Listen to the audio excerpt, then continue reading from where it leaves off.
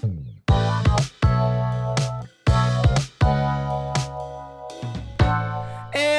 hello, everybody, and welcome to the Refresh Point. My name is Ben, and as always, I'm joined by my constant co-host and dirty inter, Steve. Steve, how's it going?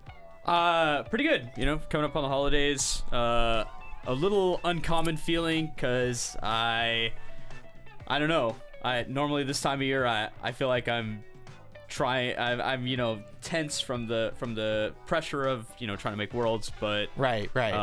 being the defending champion feels good. So Yeah. Would you like to explain to the class why you're an inter? sometimes when you have encore phase milling, you should probably stop after you arrive at a card that's decent. Right. What you definitely should not do is keep going until you've milled all your climaxes and kill yourself. I only did it once, to be fair. Round one with Shada. Yeah. You milled a climax swapper. Is that right? That was like the first It was an reveal? event. It was an event. Then the climax swapper. Then the climax swapper. Then a climax. And then two climaxes. And then a second climax. I definitely could have stopped at several points there. Yeah. So I you just had found the climax swapper. You have four climaxes in 9 cards.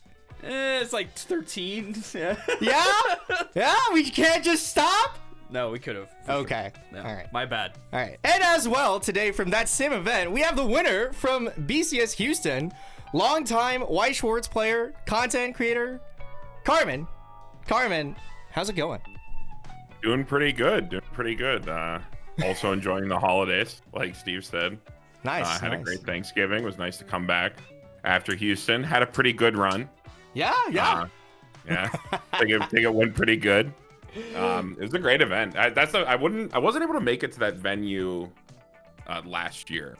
Oh, really? It was really okay. Yeah, it was really interesting to be able to come down to like it's one big store. Yeah. In a dead mall. It's a very, that's true. It's a very interesting vibe. Overall, I think that venue's like pretty cool. Yeah, it definitely reminds me of an older time in Weiss Schwarz where the venues were a little more sketch. Yeah, just a little bit. You're like walking into a place, you're like, I probably safe, but not 100%. I definitely met Ben in the parking lot, and there was like a bombed out truck doing like burnouts. True. We were both like, "What's going on? We should probably go inside." Yeah. True.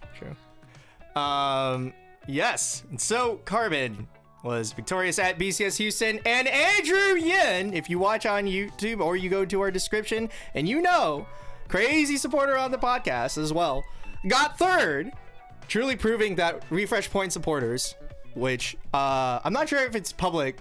Oh yeah, it's not, because we don't list like regular supporters right now, but Carmen is a regular supporter who donates $5 every month to the podcast. And so it's a proven fact that Refresh Point supporters are some of the best Weiss Schwarz players in the world. We've often speculated that Refresh Point supporters is truly the pay-to-win strategy in Weiss Schwarz. And it's just becoming more true as we go further in. It's really unfortunate that I can't really pay myself. No, it doesn't work that way. It doesn't work like that. I can't. I already won a regional. Like, I will say, like, I cashed it in already. It's like a microtransaction, but you've already bought it. Yeah. The thing is that we've only been doing the Refresh Point for a year and change, almost 2 years now. And in that time, I got my first Worlds placement. You got your first Worlds placement. I won Worlds. Yeah. And so, like, I feel like we've cashed it out at least a little bit. Yeah. To this point. Exactly. Yeah. I think you guys have done pretty well for yourself. Yeah. Our pay to win segment was starting the podcast. Correct. Yeah. Was the investment cost, and right. that whole thing. That was how that went. Right. Weiss Schwarz Rose got announced for whatever that's worth, and Freerid's release comes with new ambitious decks for us to explore as you shuffle your decks, tap or cut. And we'll get right into the Refresh Point with some breaking news. So Carmen won BCS Houston. Woo! Let's go. Thank you. BCS Houston was ginormous. By far the biggest of the Houston events that I can recall in terms of participation. All the events in this fall are absolutely massive. Like, what's our final count on BCS Houston? 199 players. Woo! Yeah, right under 200. Yeah, very close. Like, I don't know, man. These are some big events. Like, I distinctly remember a time where events were not this big. So it's definitely a great sign for the competitive scene to have this type of turnout. But this top 16 just absolutely reeks of the need for some ban list refreshment. We'll get there. We'll get there in our favorite segment. And then just to clear out our news, Weiss Schwarz Rose? Yeah, I'm interested to get your take on this, Carmen. My take is generally I approve of this because if you're gonna monetize it anyway, right? Like, we're not gonna make less money when we can make more. Sure. And so absolutely. if we're gonna do that, at least keeping it segregated from the core product will disentangle you from the type of like problems you can have when it comes to licensing and distribution when you're dealing with this type of product, a more we'll call it ecchi product. Yeah. Mm-hmm. Yeah. Why couldn't they have pushed out Nikkei just a little farther to go to rest Yeah, true. Yeah. Anyway, it would have been. I think this is overall a net good. This will be like Weiss Schwarz Blau. Yeah, I where agree. It'll have a narrow user base that will enjoy it and buy the crap out of it. Everybody else will probably just ignore it. No, what will happen is it's kind of like they're gonna be able to like really abuse it like they did with Rebirth, where they're just gonna take some of those Nikkei card arts, and just reprint them. We definitely don't use card art once. That's not how you make money. Yeah. That's why we get Nikkei in Weiss Schwarz proper, and then they'll make the Rose one later, where all of like the topper arts that are just like them from behind. Yeah. They're just gonna make the whole set that. Sure. I think this was like if you followed like Japanese card games like outside of Weiss, like things that were popping up, there was one really lewd TCG that like took off, and then like there's always been Lycee. I can't remember the name of the other one, but it's like fairly recent. I think this is them just like trying to cash in on that because they saw like Lycee's always been there, and then this one kind of like came out of nowhere, captured some market share. Like Steve said, I think it's a good thing. I mean, it's just going to generate more money that'll just be funneled, into the next Rebirth for you, or God knows what. Anything but Weiss, right? That's how Bushiroad works. Yeah. We can always hope for better results. We can always hope. Crossing fingers. Please put it back in actual Weiss Schwarz. Just trust. trust, man. It'll definitely happen. Yeah, I mean, if you follow the Japanese game at all, there's been some like Japanese only sets that were definitely more angled in that direction in the past. So it's not like we're treading on like completely new, like untraveled ground, even for Bushiroad. Right. Yeah. Yeah. So- Sneaker Bunko's been out there, and we're getting another one. That's true. That's Yeah, true. so That's true. Yeah, depravity is not a bug; it's just a feature. Yep. Yeah. All right. Actually, this kind of slipped in while I was writing up the script. Gold Star Collectibles, another 1K. Yeah, it seems like 1,000 plus potentially buckaroos up for grabs March 8th. Yeah, so it seems like the NorCal scene has got a healthy enough like base to where they can just jam these big cash or like medium to big size cash tournaments a couple times a year. I mean, that if I lived in the NorCal area, then I would be absolutely down. I mean, everybody comes through. They had a trios event too, and people were coming through from Arizona. There's just it's a good California generic statement surrounded by enough other states of Weiss Schwarz players that they seem like they could have some some nice events. Yeah, I think it's Yeah, I think it's generally, it's a fine thing. Like, you walk in, you can get yourself $500 for a day's work. That sounds like a win. Yeah, fair enough. JP ban list this time. It's an English break, as it is. The timing of March 8th means that it's going to be basically right after Florida, if I recall. I'm pretty sure. Yeah, because it's Rosemont, the start of February. Yeah. Florida, 2 weeks after that. Yeah. 2 weeks after that, Toronto. The week after that will be the NorCal 1K tournament. Yeah. And then 2 weeks after that, Pasadena. Yeah. Lots of Weiss going on in California in the month of March. Yeah, I went to their 2K and had a great time. I thought the play was pretty good and the venue was like pretty workable. So. Yeah, no, for sure. Didn't they hand out special cards for people that beat you? Was that what I saw? The There's PR cards? absolutely a promo of that you got for beating me, and which 3 people got? 4. That's so funny. That's so funny. Yeah.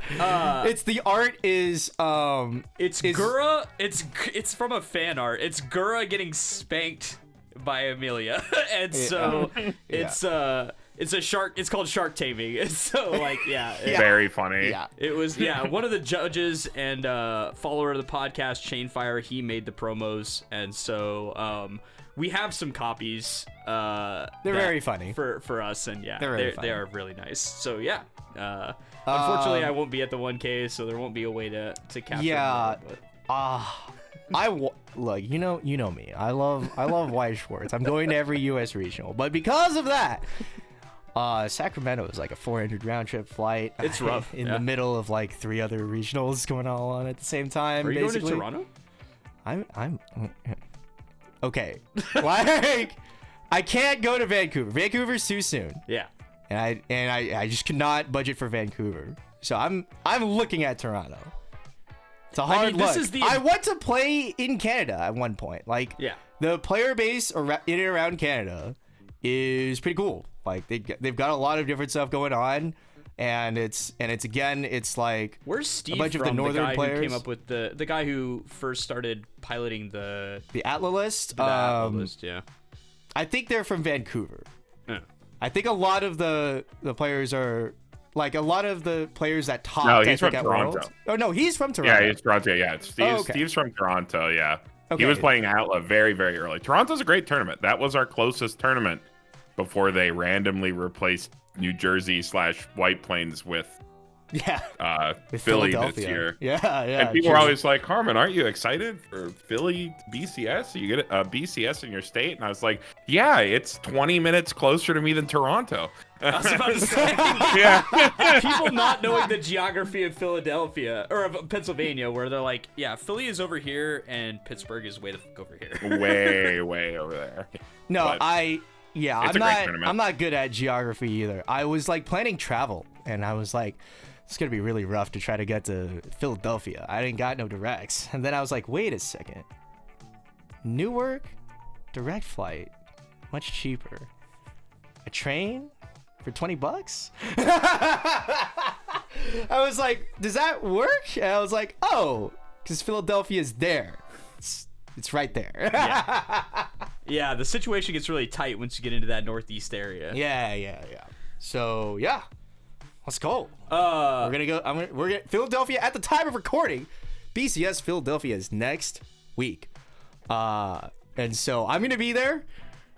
Did you have to cancel any travel, Carmen, that you had already planned?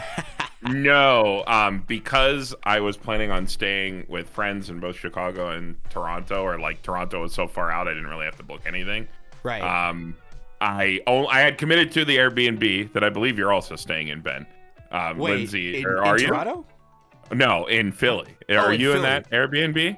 No, maybe. I don't think so. I can't remember. No, I don't know. There's a bunch of people in there. Lindsay from the Ohio group booked Okay, it. what I will also say about like the Northeast travel so far is because now that like I've gotten the in of a sorts, like we know the Ohio people now. Yeah. We're talking with Carmen right now on this podcast.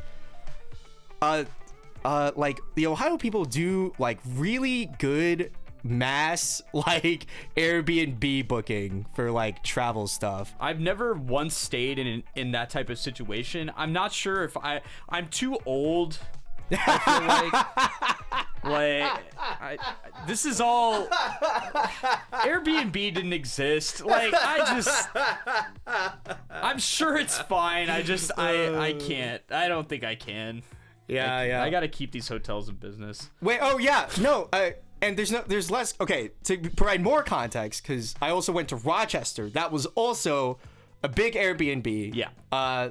It was technically organized by one of the Dallas players, but like the organization included a lot of like, it was like Ohio people, Dallas people, and Virginia people, all in like a 17-person house. That's psychotic.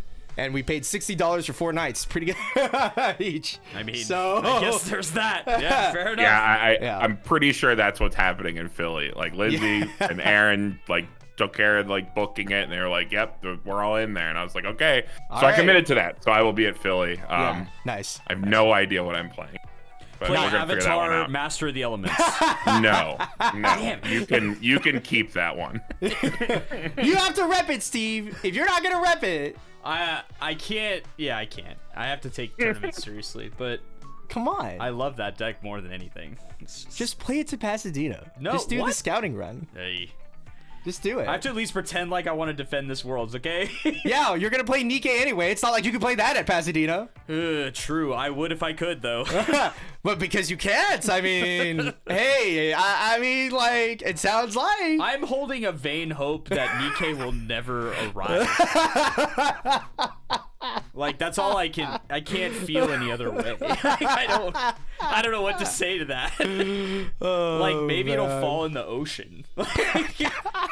That's all I got. I don't know what to say. Oh, jeez. Yeah, I mean, I try to avoid, like, doomsaying, but Jesus, they're making it hard. Yeah, the door pants deck, more than anything, starting to just look really, really belligerent now. It's just kind of like everybody's like, the bar thing. Seeing Sonia has like 6 million packets, you die, and then like quietly, you know, if you play on what is it? Unmentionable Simulator 9000. There's like what is it? There's the classic, the Chinese dev that already put in all the Nikkei spoilers that's been coming along again. Carmen, I think you've been playtesting some of the some basic smoke. some tests. basics. Yeah. The Soul Trigger's pretty good. I think we can all agree with that. Soul Trigger's pretty good. Soul Trigger pretty good. A lot easier to trigger a Soul Trigger than a Climax. Yeah. You got more of them. Yeah. And you know, Dorothy does something on play, which is something that 4 out of 5 of the Exodia pieces don't do. Which it turns out is pretty relevant. Yeah, because we I think this will actually end up being a tussle between decks that work better when they run hot versus decks that don't work as well but will not need nearly as much luck to pull off. I mean, if we're saying as well is still like on cancel, burn 1 3 times. Like, well, it's 4 if you trigger that new 2-1. Oh, that's true. They snuck that one in there. They were like, it's true. a 2-1 free fresh that it gives you another shot. Yeah, It gives you another shot. Yeah. So just wait till we get a shuffle back 2. Just wait till we get a shuffle back. Wait. Why does it give you another? Oh, it just says that. Just because. It just has that. It's a text. 2-1. It's a 2-1. Yeah, That's for a free free. fresh, right? It's on play, 5 6 or or less. 6 or Yeah, less. 6 or less. Yeah, That's right. It's Gotta 6 power or creep less it. because Gotta power creep it. They had the 6 or more refresh earlier. That's not a new profile. But Still, screw that. And then but also when you trigger it, it has shot. Oh. Sick. Yeah, as long as you have a climax in play. Any it gets climax. That's the condition. Any climax, and this one has shot. And so now, whenever you play the pants finisher and you mocha, and you know, and you had the 2-1 in deck, you can be like, oh, take this 4 or on cancel, burn 1 4 times. So 4 or Escanor 4. So. Yeah, exactly.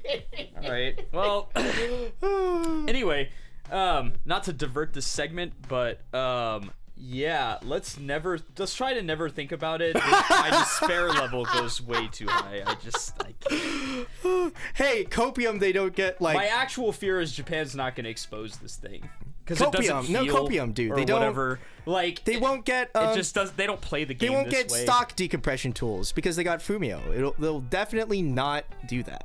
They'll just play 8 standby with like. Yeah, True, I fear that more than anything. Is that they'll just not play this deck right, and then it'll just be the English Worlds will just be a biggest mess of all time. Yeah, we'll see. Maybe they'll see they'll net deck a Twitter list from Cali or somewhere else that plays more JP, and then they'll experience it just like That's IMA. kind of what happened with IMA. Yeah. Maybe it'll just be IMA repeat. That'd be great.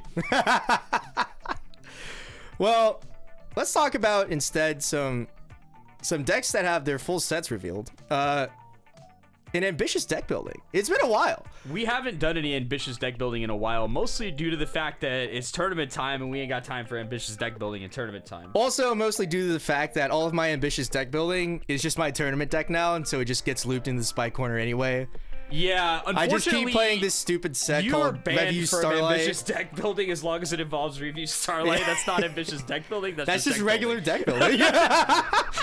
It doesn't fit anymore. It doesn't work You anymore. won't stop cooking. We so used to farm ambitious deck building with review lists, and then I found a review list that was like, wait, maybe winnable? Yeah. Hey yo. I'm never not shocked at the game states that deck will achieve. Where I'm like, he's ran it in for 3 straight turns. How does he have 9 stock in a full hand? What's happening over there? I have a full hand. I have a 4-card hand. It's wild, but yeah. Yeah. But in any case, we have a commission that came from Bryan Olortegui, who won with it. I saw a Facebook post today. He won with it at his locals 3-0. Yeah. It's a deck that I think all 3 of us look at in pain and fear to some degree. It's 8 by Fearin. Yeah. So and I was talking to somebody cooking it a little bit when Fearin first released in JP. Yeah. And I looked at it and I ended and I was like, man, this looks painful. Because you standby out this 2/2, which sacks itself to give somebody like unreversed. Unreversible. But you're doing that to other cards that aren't the 2/2 and thus don't have 2 soul, don't have like power. So I built a version of this on the simulator and kind of ran it through some games, and you don't sacrifice the 2/2 at level 1. Right. Like never. Can you make it live? It's like an 8/5. Yeah, because we have counters. You're gonna run. They have good backups. That's true. Like you're gonna play backups. It's a standby deck. Yeah. And like more than anything, this kind of is one of those decks that is an old standby deck. Okay. Like if that makes sense. Like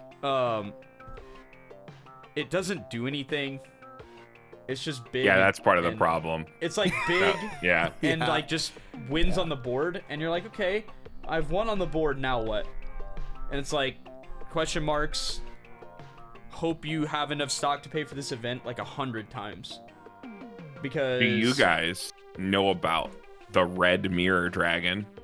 The other 2/2 that no one who has ever tried to build this deck has ever played? I definitely read it and put it directly in the trash. Okay, wait. The secret is it's oversized, right? Okay. It's a 2/2/8/5. Yeah. And it is 11/5. It's 11/5. So it's bigger than normal, and it has 2 soul. Okay. And it has a drawback when it gets reversed. What does the 2/2 Stark do?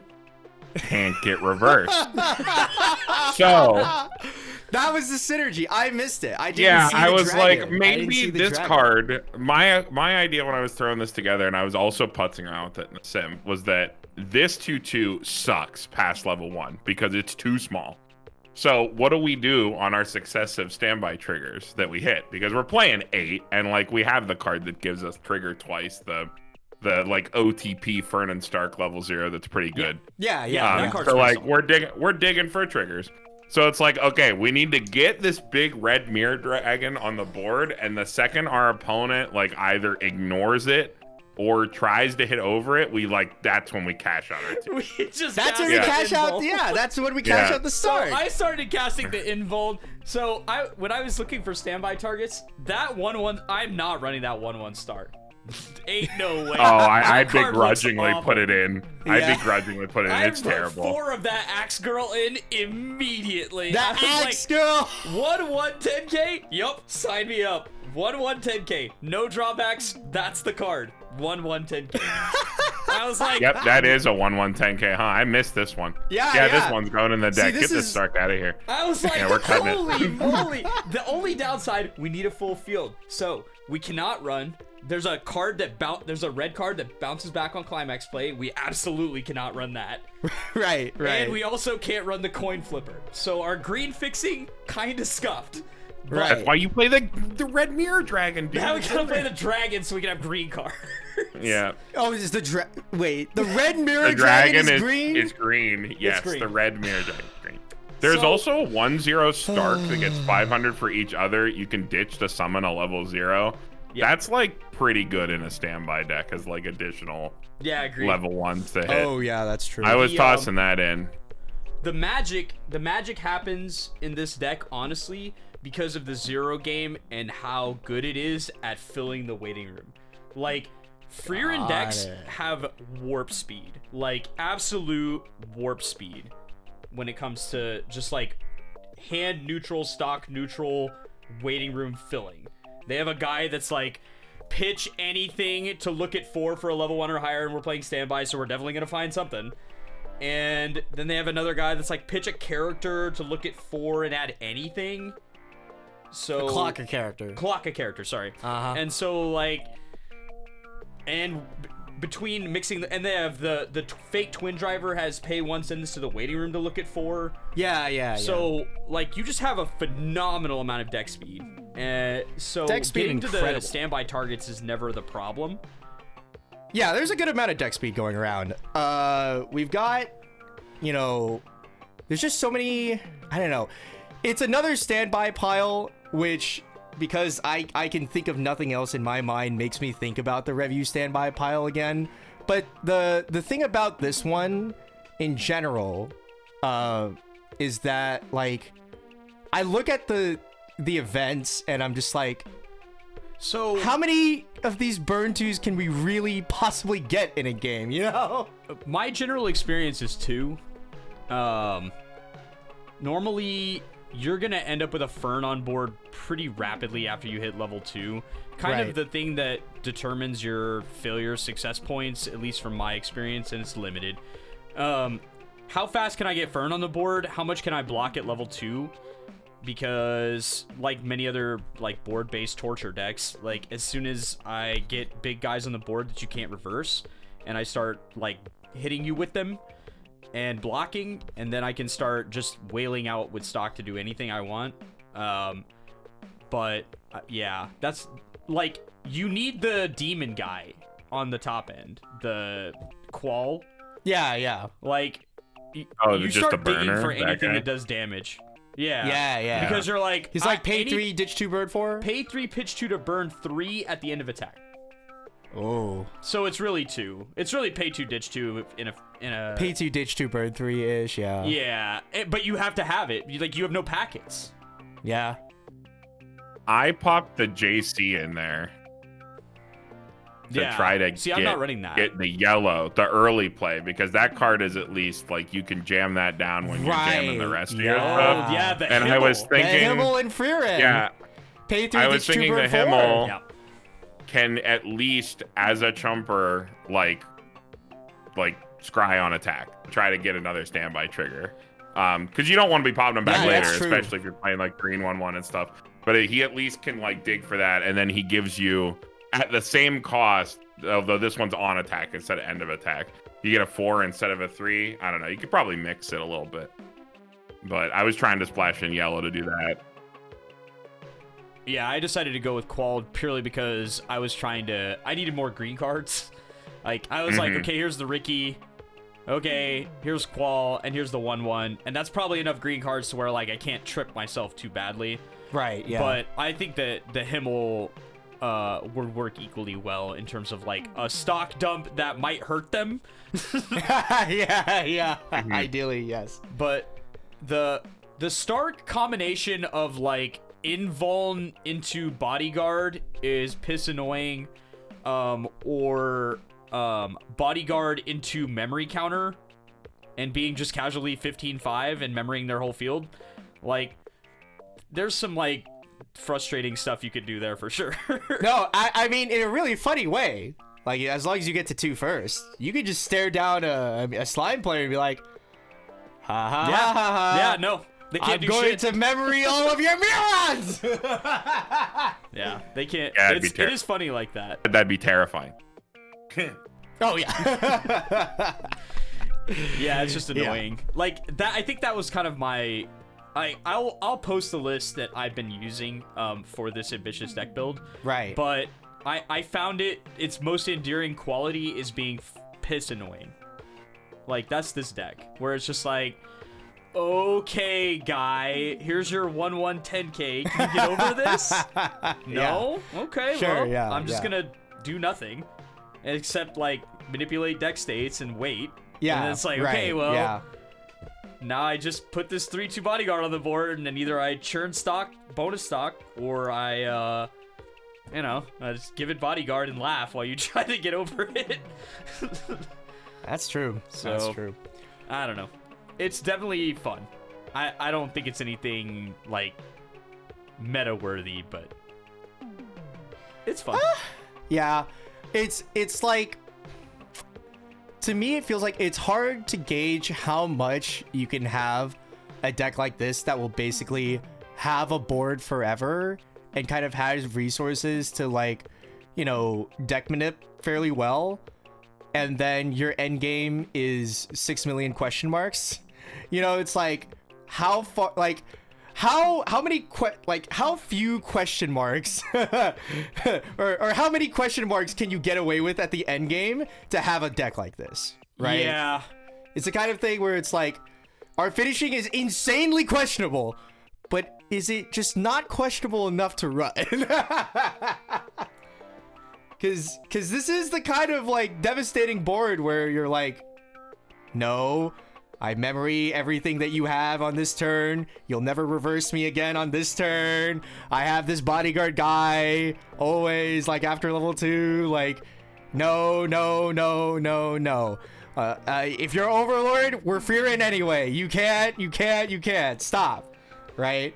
Yeah. So it's like, I didn't think about that, but that's true. Yeah. I forgot they have the Uno reverse. Like, they can't. It's the only standby deck that Overlord's like. It's like that meme where it's like, I'm not afraid of anything, but that guy, he scares me. he scares me. That's the Fern, right? Yeah. That lady wizard scares me. Yeah. I don't know, Carbon, what do you think? How many question marks can we get away with on a top end? Like, how In this standby show? It's like, I think I don't in know, general, man. right? Because the standby shell, I feel like we've kind of convinced. It feels like you could get like 2 of these presents, Yeah. right? Yeah, Over you could the probably course of get the whole 2. game. You probably get 2 burn 2s. We can get 2 presents, go, like- so that's 2 burn 2s. Get 1 qual or 1 Himmel and Fearin. That's like 1 burn 3 or burn 4. Yeah. And vanillas. And then your opponent never Is wins that- board ever. And your opponent never wins board ever. It doesn't matter who they are. Yeah. Because you could even punch over, or can you? Okay, if they misplay, you could. We should never assume our opponent. Yeah. That's true. My favorite good way to qualifier. That's true. My favorite. You know, I think punches are broken as long as our opponent walks right into them. No, I think just like, or actually, I guess I don't even know what Overlord does into you, because they can Lose. Yeah, I guess. You can never get the event up. You can never front. You have to eat so much damage to lose to them. You'd have to eat everything. Yeah, I guess. Yeah. Like, how does Overlord play the game? They have to hope that they don't run into Freerin. That's like. That's true. Like, it went from the best X and 2 deck of all time. It's gonna hold that title forever, because it's gonna have this new 90-10 crowbar matchup where it's like, okay, I guess I automatically lose unless you just keep eating. And you can't sculpt the 0. Yeah. Like It was like you'd No, think put like that in your head maybe insta. you could do yeah, like yeah. you'd think like, oh, like they could do the thing that they kind of do against slime, where like they marker some under one and marker some under the other. But it's like, no, that card's at level 0. You could just rip that thing back. That's like one brainstorm. There's a card to ditch an That event, is ditch one a climax, brainstorm grab away it from back. telling you to fuck off. It's yeah. just like, no, just like, They have dude, a guy just go that ditches away. events. Yeah, ditch event Yeah. or They have a guy that ditches CX to events grab. for Yeah. dudes. Yeah, no, dude, it's doomed. That matchup's It's a that over. 0 is also a good card. that's the worst part. Is It's that it's got odd play, another. Yeah, it's a on death, double- pay 1, double ditch time character, Cosmo. check 3. It's a Bay. Yeah, it's a Bay from Hololive with a kicker. Yeah. Yes. Yeah, I was like, this card just wins the matchup, hands down, no question. You can't lose. I don't think it's possible. You'd have to eat their entire level 2 game. Like, where it's just like, they put out an Irons, they burn you for 1, it sticks, and then they go like 3-2-2 and that all sticks. And then maybe you're in danger, but like, I don't know. It doesn't feel good. Yeah. You've reduced their finishing packets to basically burn 1 on attack. Yeah. It's rough. That's a roughie. But yeah, I mean, I think so. I guess kind of back to the other question, just in general, because we kind of tangented. So I'll lead off with Carmen. What do you think? How many? Yeah. So this deck, we're saying that we can realistically get to 2 burn 2s and a burn 4, or a burn 3, either way. If that's not enough, because again we have the lead up that our board unbreakable, and our deck manip actually pretty reasonable, right? So if that's not enough packets, how many more packets before we're like, okay, yeah. Where do we get cheap packets from in Freerin? Everything costs so much. Or I guess Outside not. of Or this what- isn't in Yeah. This is outside of Freerin. Yeah, Well, like Outside in of Freerin? like in a Yeah. vacuum. Yeah, in a vacuum. If you have a deck similar to this, right, where it's like we're never losing the board, we're always like keeping up our deck How fine. many packets does ISC have? I mean, like, that's their strat, right? Well, Yeah, okay. they get a lot of theirs Yeah, for true. for cheaper, and they're more varied in terms of like, this one costs hand, this one's a top check. I think the fact that these ones are like all stock, they're all heavy. It's like pay 3, ditch 2, or pay 3, I have to ditch a card to get this event back to memory to then ditch it. So like it's all 3 ditch 2s, right? So to do all this stuff, I think it being heavy here, all like you can't mix and match, because that's what ISC does. They have like the Miki burn, which is free. That's they have true. like 2 ditch 1, pick whatever you want to kill your opponent, because that card has no other effect. Yeah. Yeah, unironically, that 3-2, that's like a first, like, that card is like worse than a trial deck card. It's like a 3-2 door combo. It's like on attack burn 1. Yeah. If that just wasn't a climax combo, if they just had Misa Kuro or something, like, that would unironically be in this deck 100%. That's true, Yeah, Like, for you sure. just need a few more 1s. Like, if they had just printed a few more 1s for this deck, or like anything to diversify it, or stock charging of some kind. Like, their only stock charging of note is the blue free run that's like on event placement. You can get on attack top stock. Like, that card's insane 1 or higher. for blue decks. But like, you can't run that here. It doesn't. You're too busy trying to get the green cards in. Like, you can barely get those to work. Like, it just doesn't. Sure. I think the other Yeah, dude, problem I need that the red this mirror deck has dragon. intrinsically. Yeah, dude. You need the red mirror dragon. You need the 1/1 lighty. You don't have room for blue. The other problem is that the red 0 game is like, outside of Stark and the fake twin driver, the other red 0s are pretty rough. Yeah. Yeah. Well, this is gonna be such a long episode. Yeah. But also, yeah. So that is the Fear 8 by thoughts for now. Since we have known deck builder PGH Weiss Schwarz, YouTube member Beanwolf on the show, we'll talk some deck building. Andrew Yin, 3rd place at Houston, congratulations again, did also commission us to do an ambitious deck build of a deck that's older, that we used to play, and what our current take on it might be. And so I also popped the question to Carmen as well, and to kind of give a little bit of extra time and setup, I'll open, and then we can kind of go through everybody's decks. So the funny thing is, I kind of already did this in the sense of like, kind of late last year or early this, or kind of in the summer, it might have been as well. Yeah. I cracked open, or no, it was late last year. I cracked my like Batman Ninja deck, and I was like, okay, what does this look like? Yeah. You know, because that was your first deck. it was my first deck. Yeah. I bought a Batman Ninja trial deck, and I learned how to play Weiss Schwarz into Persona 5 meta, Love Live Sunshine at the time meta, and our local doctor playing Haruhi Suzumiya. Which with the Batman trial deck is a little... yeah, the things are a little complicated. But with the Batman deck, there's actually a lot of kind of funny stuff to do. You're obviously missing some of our nicer modern utilities as it is. So like, we don't have a regular Ricky, it's a salvage Ricky, but it can salvage any card. Right. We don't have a climax swap on a 0, it's on a 2/1.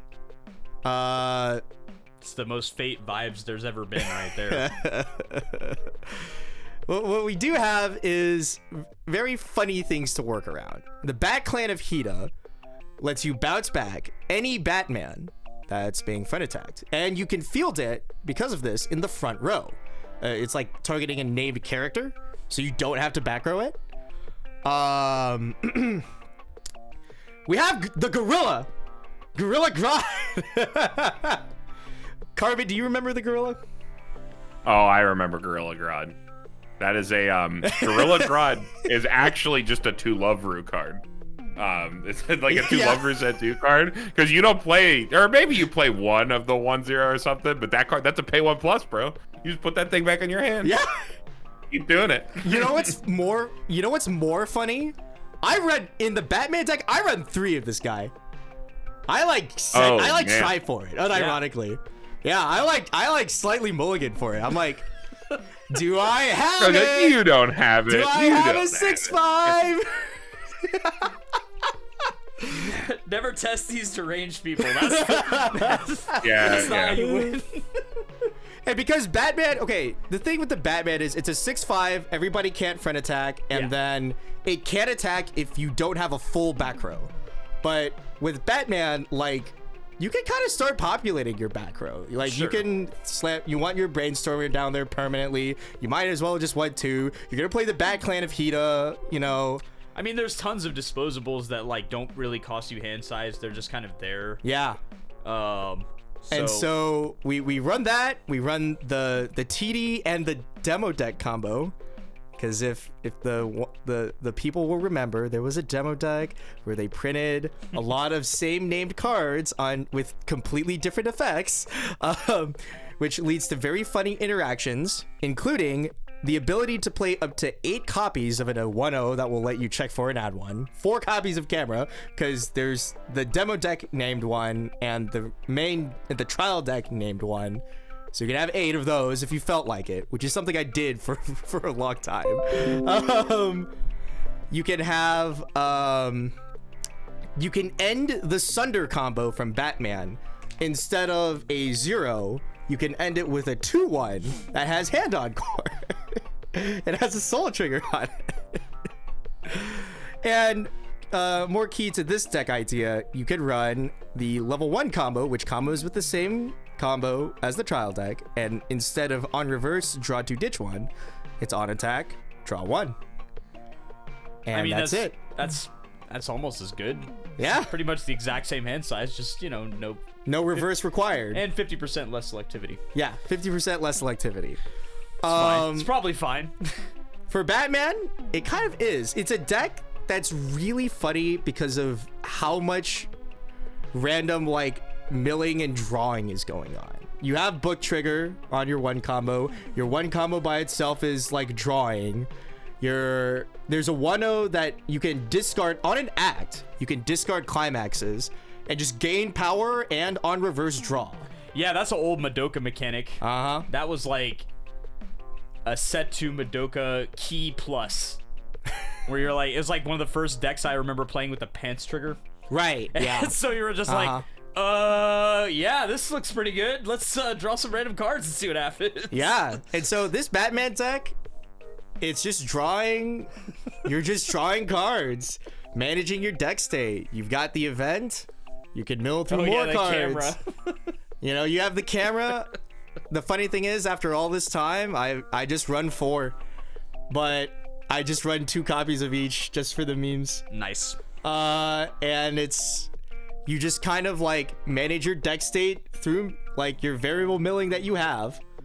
And you're the most piss annoying guy to kill on the planet because you have the gorilla, and then you have the Bat Clan, which you're bouncing all your combos back with, and then you're just like, nah, and then you early play heal, and then you loop that, and then your finisher's fucking hexproof. You know what? Like, it might be a restander, but you know what? By God, that's true. You would beat Shauna. It's a restander, but by God, it's end of the attack. It's end of the attack. Pay 3, ditch 1. No reverse required. Check 3 on play for your climax. That's like one of the cheapest restanders ever printed.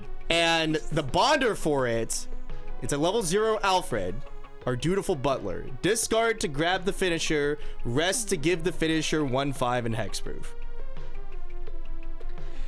Yeah. So of all things, I still have that deck on me right now. I'm continuing the very slow project of finding the voice actors wherever they are and getting them to sign my cards so I can have a 50 signature deck.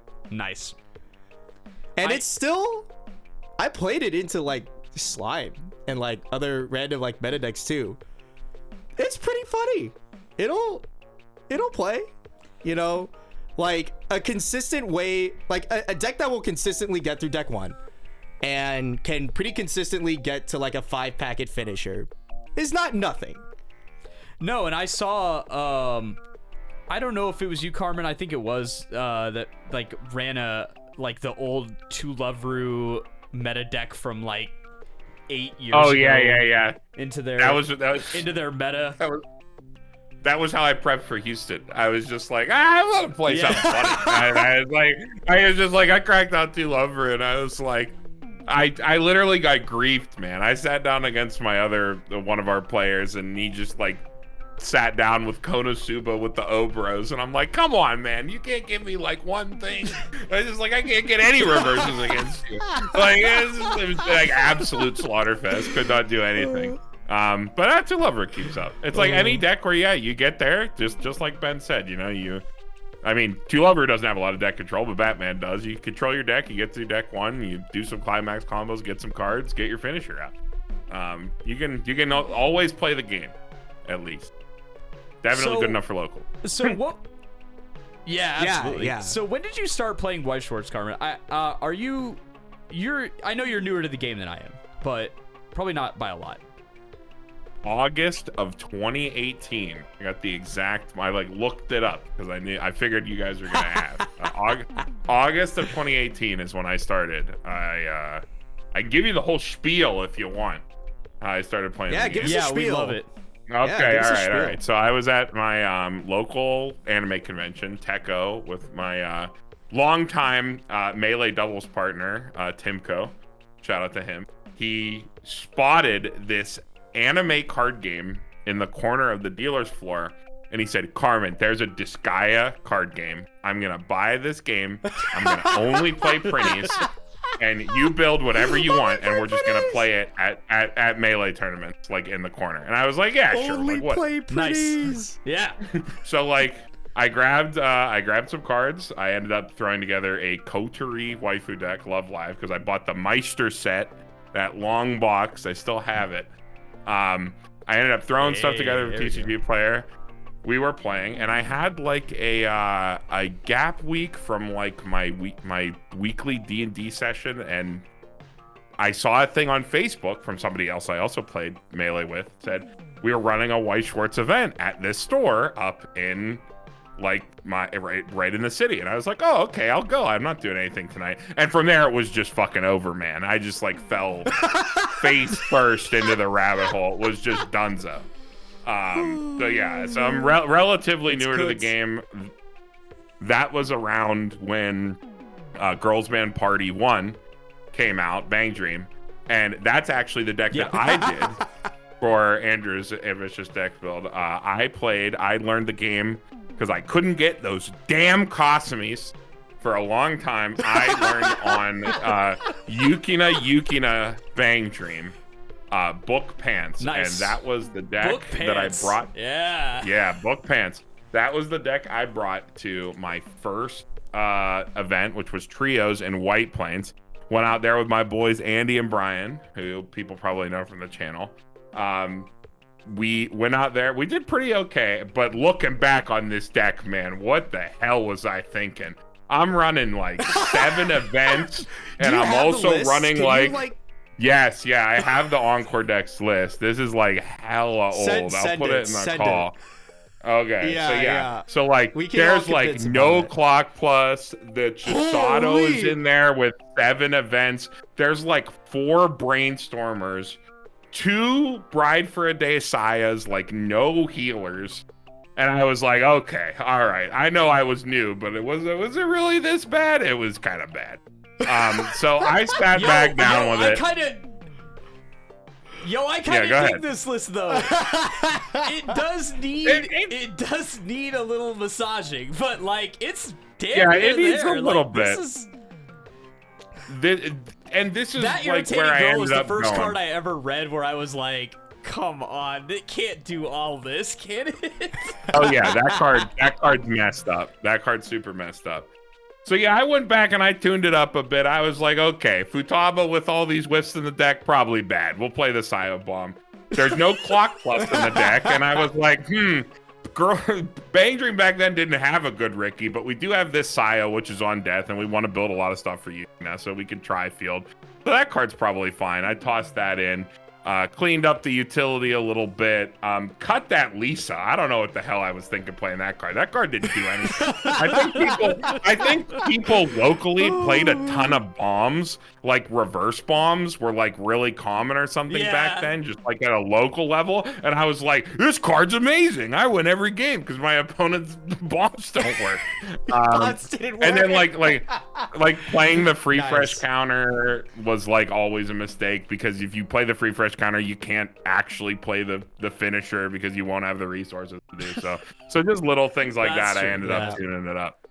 But yeah, that was the deck I learned on, man. And I think Maguro is a really good teaching tool for new players. Very simple, level 1 combo, teaches you like the merits of deck speed, when you want to turbo your deck, when you don't, like when to light hit, like when to light tap your deck, and when to like go fast. Just like little things like that helps you learn the game. And also, yeah, I mean, like Toilet's an insane card.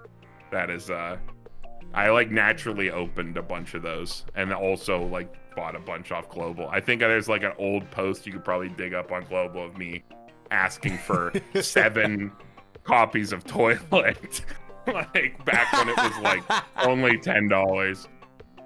But yeah, Bang Dream was like my deck when I started, so it was fun to go back to it. Absolutely. So I'll say this about Bang Dream, because this is a set I revisit a lot, because I'm shocked at... I find that one of the things that's nice about Weiss Schwarz is that you're able to do this type of stuff because the power creep isn't so significant that like you get completely crowded out, or like for instance in other games the sets will rotate and like the cards are just not playable anymore. They're not legal.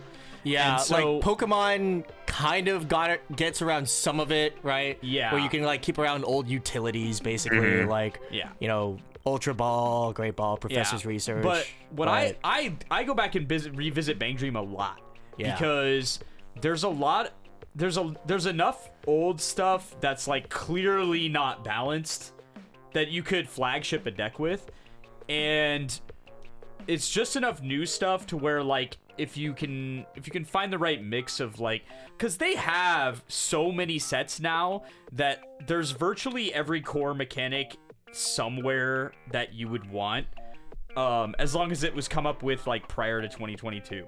So like this finisher was kind of one of the OG you definitely cannot leave anybody on the board type finishers, because you'll just die. Like at the time this was printed, this was so many packets. Like even double Yukino was just like, you are insta dead if they get it. It's too many packets. And so it's cool. It's cool to revisit this type of stuff. Like I want to like the Bridge of Emotions deck that kind of came out of the anniversary set. I feel like that deck in the current meta is super reasonable. And I'm kind of surprised I haven't seen more Bang Dream players, like just generic, like at regionals. You have, I frequently privately remarked up to this point, and now I'll put this out on the podcast. I frequently remarked that, like, dude, if Bang Dream was like at all fucking popular, like, and there is fucking buns for luck in the game, this 8 choice list will not. I will not live. No. I will just like, I'll be like, okay, I refreshed my deck and now I have 10 stock, and they're like, buns. I'm like, yeah, all right. Because like Slime, they have to like consider it. It's still 3 stock. You know, if the game is going faster, like maybe they don't want to pay 3 stock. Maybe it's kind of weird. Like how many right? Muron turns did you get? Yeah. You know, like it could be a little finicky. Everybody else, level 3 stock swaps, we can work around that. Buns? Nah, I'm That's just the dead. thing, yeah. I'm dead. Honestly, buns for luck and like the rest of their, like the Yukina finisher for the Bridge of Emotions deck is burn 4. Yeah. Like stock swap Fumio burn 4 is pretty much what SDS has been dragging to the finish line at damn near every event. So like that combination of effects is workable. You have to kind of get to it, but I mean, that's a stack of effects that will kill you just outright for nothing. And like the bridge with the bridge of, there's so much with this Bridge of Emotions finisher. I'm still so surprised that we don't see anybody playing it. I'm almost mad now thinking about it. Yeah. Maybe I don't know. Like the the finisher has like a spotter. The spotter was impossible to find because it was like an anniversary like box topper. It was really, really bad. I don't know if you could even find it right now. Maybe just like, maybe there's not enough cards. The only reason that any of us were able to play Bang Dream here in DFW was because there was a guy who came here from South Korea and he was on a work visa and he was following the JP meta super tightly. None of us were. And so Bang Dream 1 was the first set with the standby trigger. And so he's like watching this develop in Korea and Japan, and he's like, this thing is gonna be super broken. And so like he doesn't have like a ton of dispensable cash, so he gets just enough to like put this deck together, the standby pants deck that was like the first Bang Dream deck. And he kind of like showed us like what the game was gonna be like, because it was like it was this healer. The healer healed every time he played a pants climax, and it had defensive scry, and it was like 12k power. And so you just slap that thing down at level 2 and you're just like, I don't know how to get rid of that. Like I don't know what to do now. Yeah. And it was absolutely wild. That's like a lot of that irritating girl and like a lot of the pieces that ended up becoming like core to Bang Dream. We would have never had access to them had we not seen them right in front of us and been like, holy crap, we have to get Bang Dream. Yeah. I don't know, man. Like I don't know what you think, Carmen, but there's gotta be a list. Some kind of list. Some kind of Bang Dream, Bridge of Emotions. Like, even that Choice Pants, like, list. Surely, right? Like, I mean, there's something work? out there. I mean, like, Bang Dream saw quite a lot of play the previous season, like, especially in trios. I know, right? I mean, like, I played it. I mean, that that infamous Twitter video of me screaming about warehouse in the parking lot outside of Strictly Broken, also in Houston, is from when I was playing Bang Dream. I mean, that deck is still good. I mean, you can still build it a bunch of different ways. They have so many cards. And then of course they have stuff so like many Box for cards. Luck. You still have Stock Swap Fumio, stuff like Toilet. Like the issue is always fitting it all in the same deck, and then Bang Dream also kind of has the Hololive problem where you have all of the cards but no cards.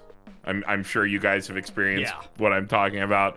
All of the cards but no cards. You have all of the cards that you'd ever think of until you think of the one hole that's gonna patch your deck, and they're like, they don't got that. And then you're like, oh, come on. Man. Like, it's just one of those. So. You start digging through the set, and you find 10 clones of the exact same mechanic. You're like, we could have probably diversified this a little bit here. Like, you don't need a red, green, yellow, and blue version of all this stuff. Yeah, that's fair enough. I don't know. This is a call out. This is a call out post to you Bang Dream players. You ain't got no rep. Where you at? I've been in these regionals. You ain't here. Come on out. There is a notable lack of Bang Dream this season. For the first time, I think, in my competitive career. Which, again, hasn't been that long. I feel like I haven't seen, like, any Bang Dream at all. For the first year ever. Like, in either format. It's insane. Yeah. Crazy. Maybe they just got sated by Bochi. I don't know. Yeah. I mean, there's a ton of big stuff that's been coming out. So. Yeah. Maybe. If you want to see, like, I guarantee what you're going to see at the very next regional is the bottom 2 tables will be 85% free run. I don't even know about bottom 2. I don't know. There's going to be a lot of I think there's just going to be a lot of free run, just in general. Yeah. Like, it's a very workable deck. That shit'll work. It feels like the kind of deck you can commit suicide with really easily, for sure. That's also true, though. Yeah. Got there's Don gonna be Machi enough new vibes. players. Yeah, exactly. Yeah. Exactly. I was like, this is gonna be a Don Machi deck. I stand Don Machi all of 2023. Yeah. You can go back and listen to the podcast. I was standing that deck. That deck felt really reasonable in the Alice meta because it was big, it had deck speed, and had a reasonable finishing. And I was like, this deck's got legs. And man, did nobody do well with that deck. Like, nobody. It was like one person every third regional would get top 8, and I'd be like, yes, this guy gets it. But, the strongest Don Machi players, man, they're the one where they hit deck 2 and they just immediately, on the first time you swing into them, they fire off that torch for no reason, and they always mill 4 clean.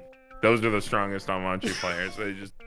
They just mill into their compressed deck. It's always clean. They always cancel. And you're like, what are you doing? Please stop. It hurts. And then they just cancel anyway.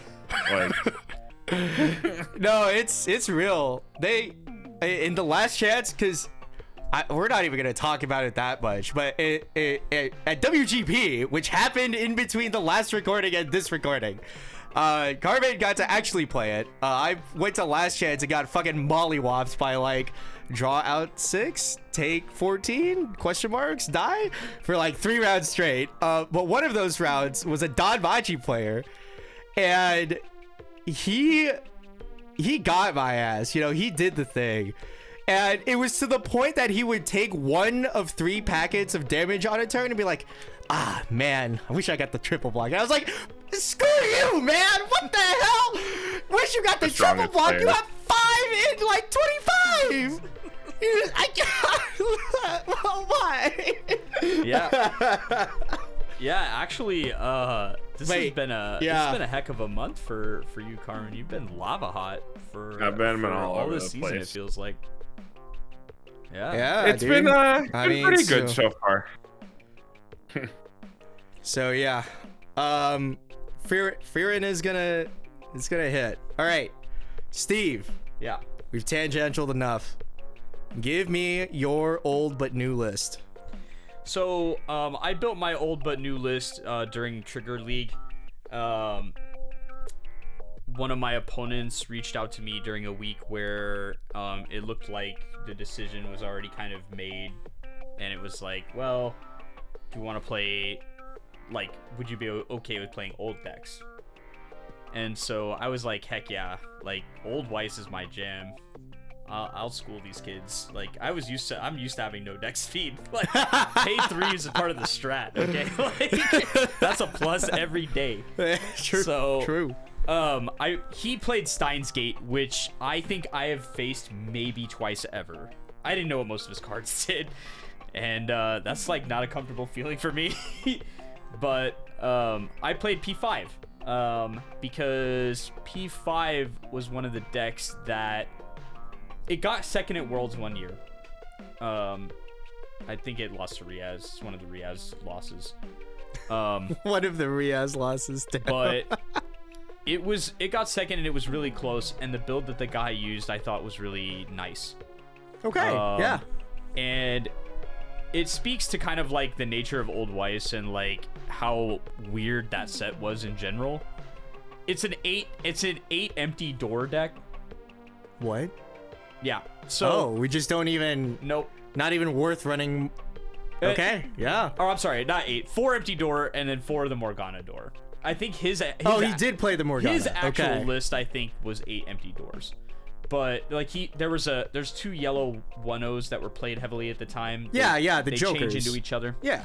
I think that was his level 1 game, and then backups, and then 8 empty doors. Because the door 3 combo is actually awful. I mean, I knew that part. I mean, your end game is Joker. The door 1 combo is not very good either. It's basically just draw a card sometimes. So it's reveal the top, and if it's a thief character, you can add it. If it's not a thief character, you have to ditch. Oh. So it's bad. Yeah. And its power condition is like on placement. Oh, okay, yeah. So it's just just play the Joker. Screw it. Yeah. So yeah, it was better to put an 8K on the board and just laugh at your opponent than do anything else. Yeah, like not even worth. Yeah. Because I remember like the 2-1 Joker was like a combo. That combo might be the worst. Like that definitely takes the it's part of the competition for maybe the worst early play combo ever. It's a 7K, which is already not big enough. Right. For a 2-1 that I need a full field to cast. Right. The weakest part of the Persona deck is hand. So you have to whale out your entire hand. And then the payoff is on wind. Yes. Draw a card and then search for a level 1 or lower. You need a reverse for That's that. On reverse. That's not even like on a on reverse. It's not great. Yeah. No, it's absolutely awful.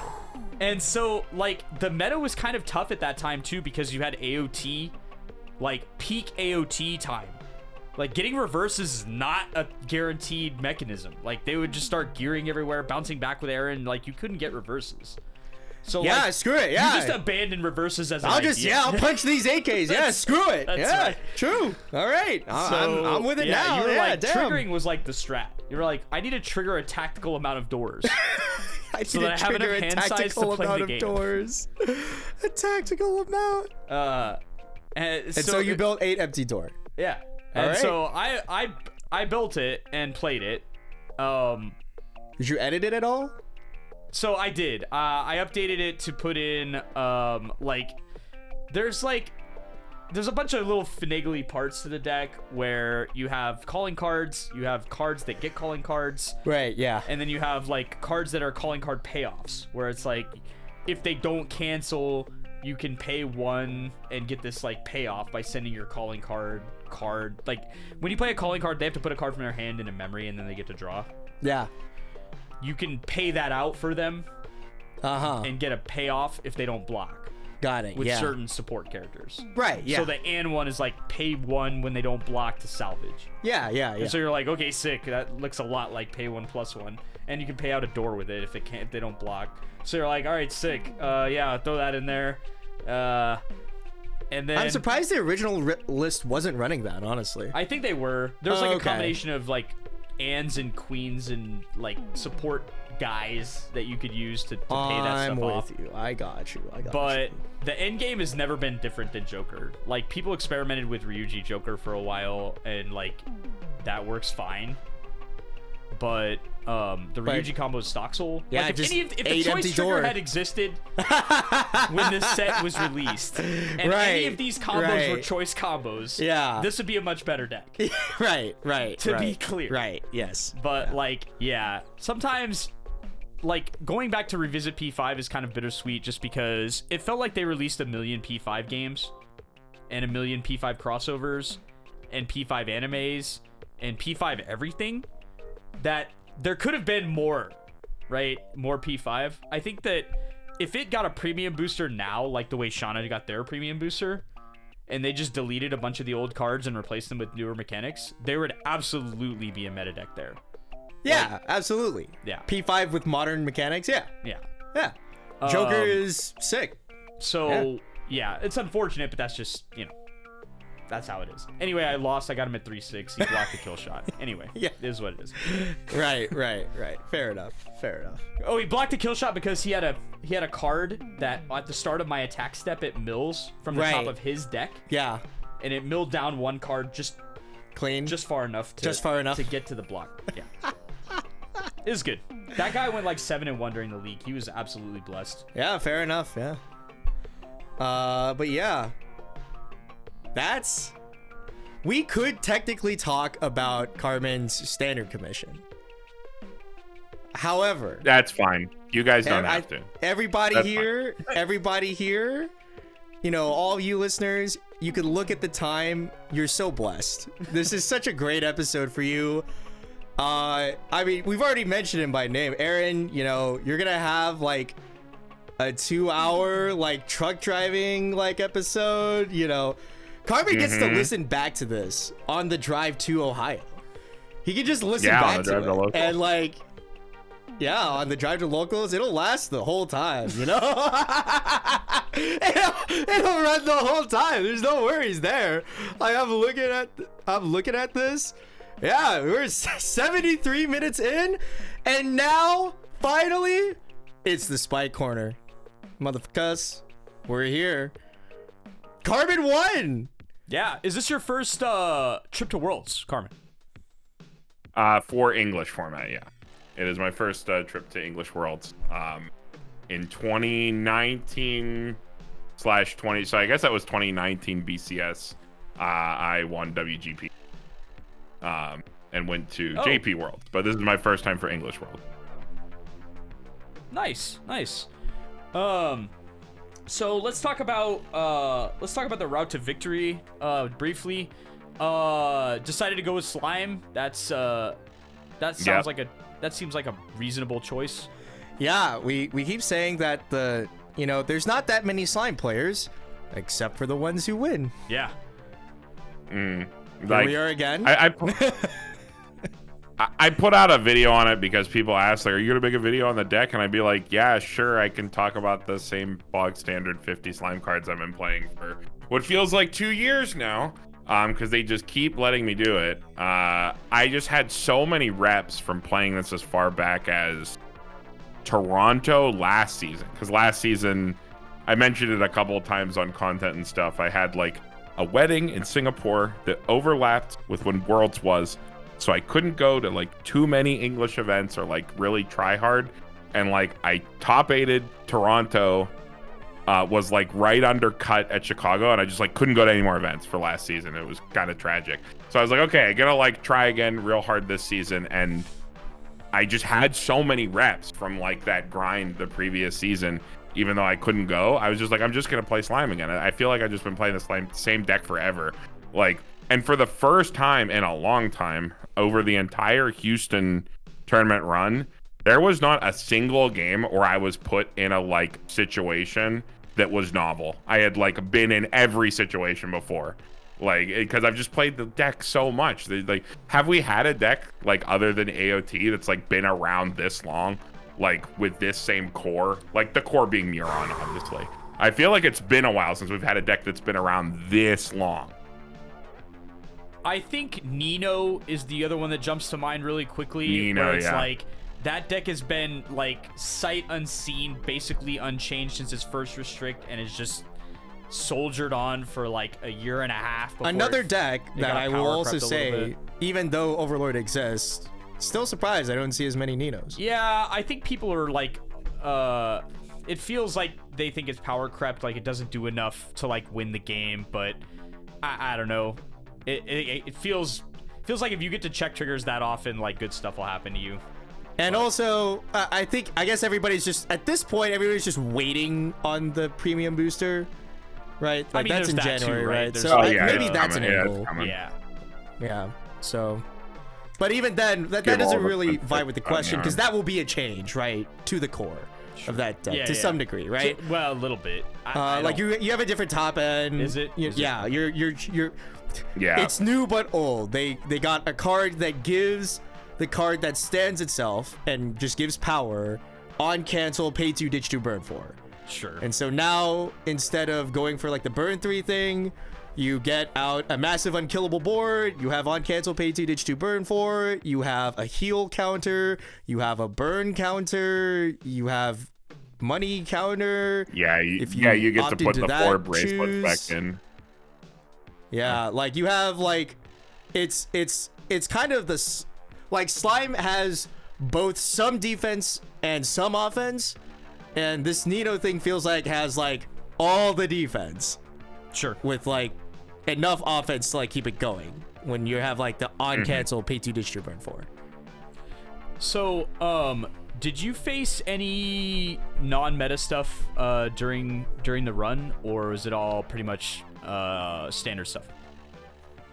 One game notably I'd say was not meta, which was the Gurren Lagann Mugans player I played in round 6 at X1. That guy, Yeah, unbelievable. What a Chad. He cracked me to level Amazing 2 guy. on like my second turn, and I was like, you know, it's really good I'm playing Slime, and I just puked down my Murons and was like, just started to like try to just bleed him out of resources, which thankfully worked well for me, because that's kind of how those army decks go. You just kind of bleed them out and they stop being able to play. So Yeah. that was how that game went. But I other than definitely that, saw it was that mostly guy. meta. Yeah, I definitely saw that guy down the table, and I was like, oh my god, please. Not that. Yeah, because you were playing Shana, so you're like, I want to play my healers, man. True. Please. But yeah, I mean, the run overall is like Hololive, SDS, Ruby, Slime, the Mugons, Overlord, Cats, and then in the top cut, Cats, Standby Slime, SDS, Hololive. So pretty much all meta stuff. Builds varied here and there, but I mean, like, you know, the set's like the important part. People are playing and building with intent of some kind. So that's what matters. Yeah, for sure. Yeah, it was really standard. And I think this held true throughout most of the tournament, most of the day, for most of the people that are like making runs into like X1, you know, X2 like runs. There was not a lot of I feel like it was like that Mugan player, and like, I don't know, you know, you look up and down the tables, you know, it's even like more fringe stuff is still like fringe meta stuff. Like I fought a Sora player, like Miko's Sora player, which can still like soul wall you to death for sure.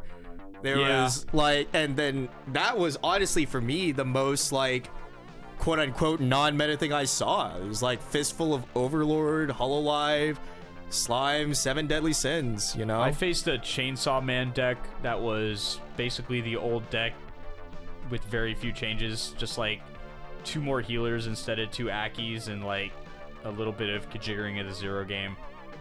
But Yeah. it was all the old familiar faces. Luckily, he couldn't sculpt the triple Kishibe. But I Right, saw him and I was yeah. like, oh, for the love of God, dude. What am I going to do? Yeah, he's I was back. playing Shauna. And I was just Yeah. like, there ain't no way I get over this guy. There ain't no way. Yeah. And but I feel like, I mean, even looking at the official reported statistic of like seeing so many Overlord players was like super surprising to me. And I like saw 2 in my like kind of run to try to get to the X2 funny. And I was just like, damn, 2 Overlord players. That is My round 2 Yeah, I couldn't- table had like 6 of them, like all around me. Yeah. And I was like, wow, that's a lot of Overlord. it You was want to talk crazy. about off meta, you know, man? Jessica was at top tables with Zek and Last Shot. That's as, true. As she always Shout out- does. She was tearing it up. as usual. That's true, who I yeah. lost to in round one. That's who I inted to in round one. Yeah. So I feel like I'm responsible. Partly. You got to get that first win under your belt if you get it easily because your opponent's brain dead. And you're like, all right, we're good to go now. Right. The classical brain dead player, Stephen Lafollette, who has done nothing else in his Weiss career. Really easy round one opponent. True. Yeah. But yeah, I mean, looking at the top cut here, if we just want to look at it, it's like, it's absolutely lousy with the. It's the normal. It's what I expected it to be. It's similar to Duluth in that it's exactly what I expect the top cut to look like right now. And the only reason Austria looks like any different, and like one at a time. The only reason Austria looks any different is because all of them were reasonable decks. And there just happened to be a good amount of them. And so all 8 were like the different sets that you're like, but every single one of them, you're like, yeah, this is one of the decks, right? CSM that actually won probably like a little, interesting. But also just like, in Houston, it's your boys. Slime, 7 Deadly, then some Hollow Alive, and then, the rest. And the rest is always what you expect. It's the local players that are good and they got in. So Jessica on second last shot Sao, because she will still last shot you to death and it will still work. Boji the Rock, from Bill from Dallas. 2 Ruby players, Chairman and Jon from Cali. There's a big Cali contingent and they're all good players. And so 2 of them made it in, and they happen to be playing the Ruby list. And it's like, like looking down the whole top cut is just like, I see every single one of the good players that aren't playing meta decks or aren't playing what people consider to be meta, and then the rest of it is meta decks. You know what I mean? Yeah, absolutely. Also,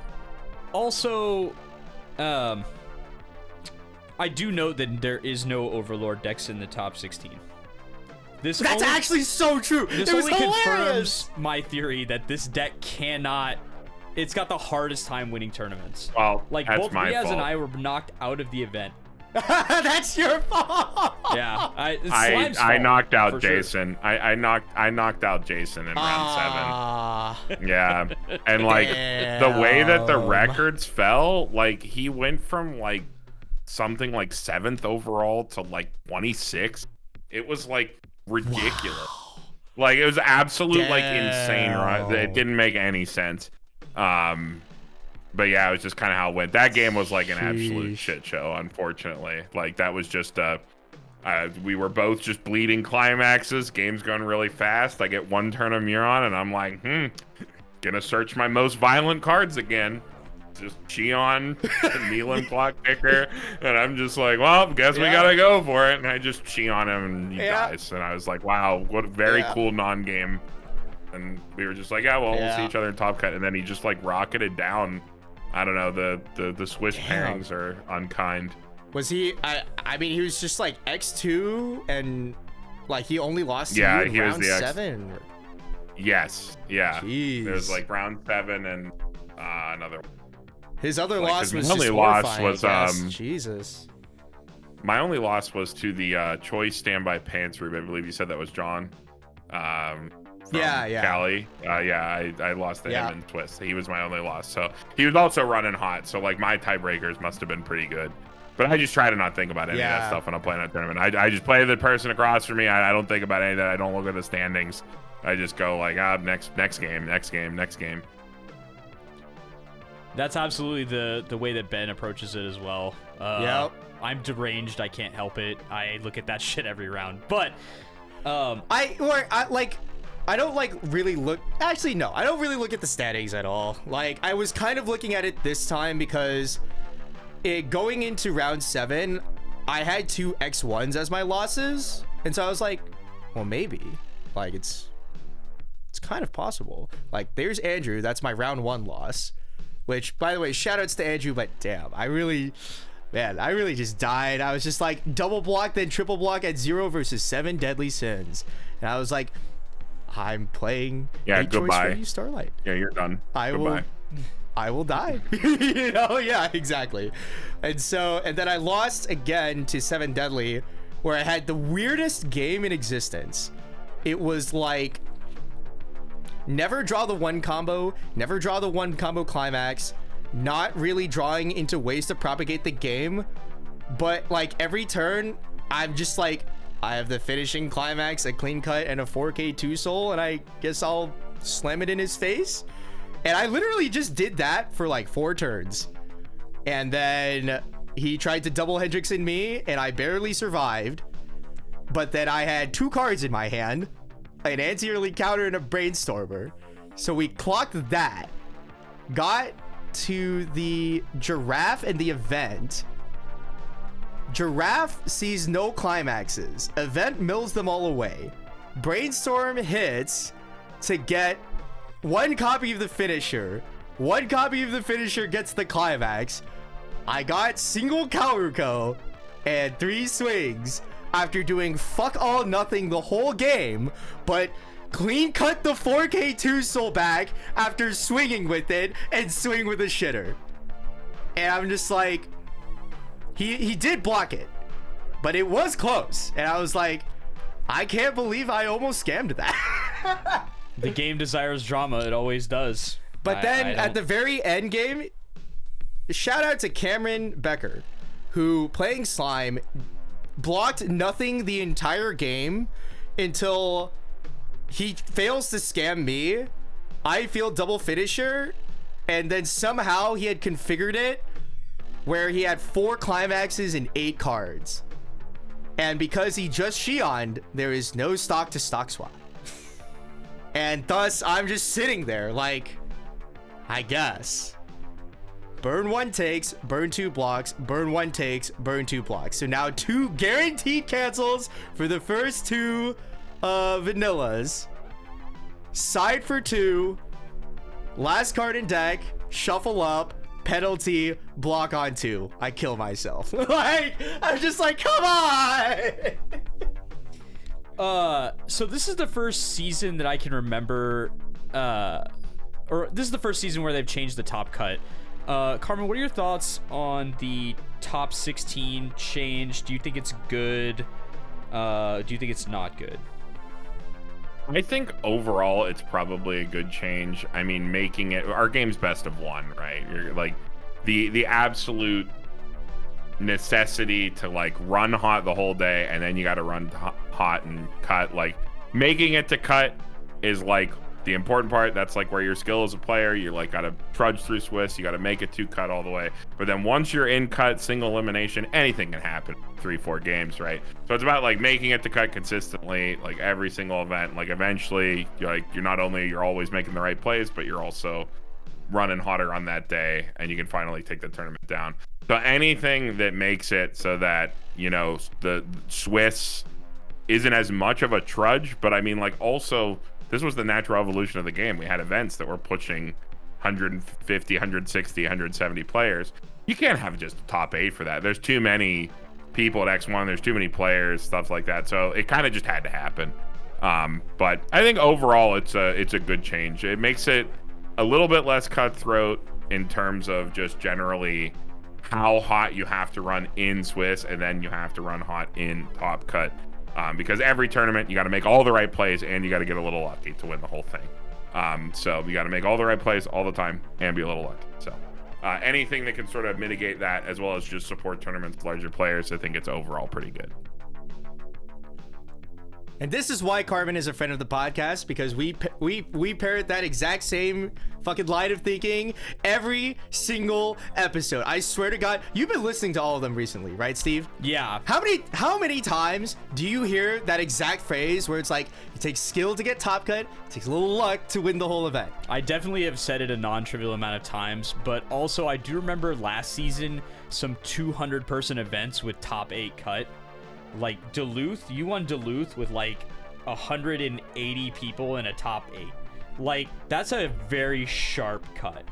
And at that point, like, the amount of mistake making and bad lucking that you can allow is so small. And in a game that's best of 1, in a game that does Weiss Schwarz does allow for more comeback ability, I'll say, than most games. Like, if you play incorrectly in other games, the game can quickly become a non-game super fast. Or if your draw is, like, kind of shit.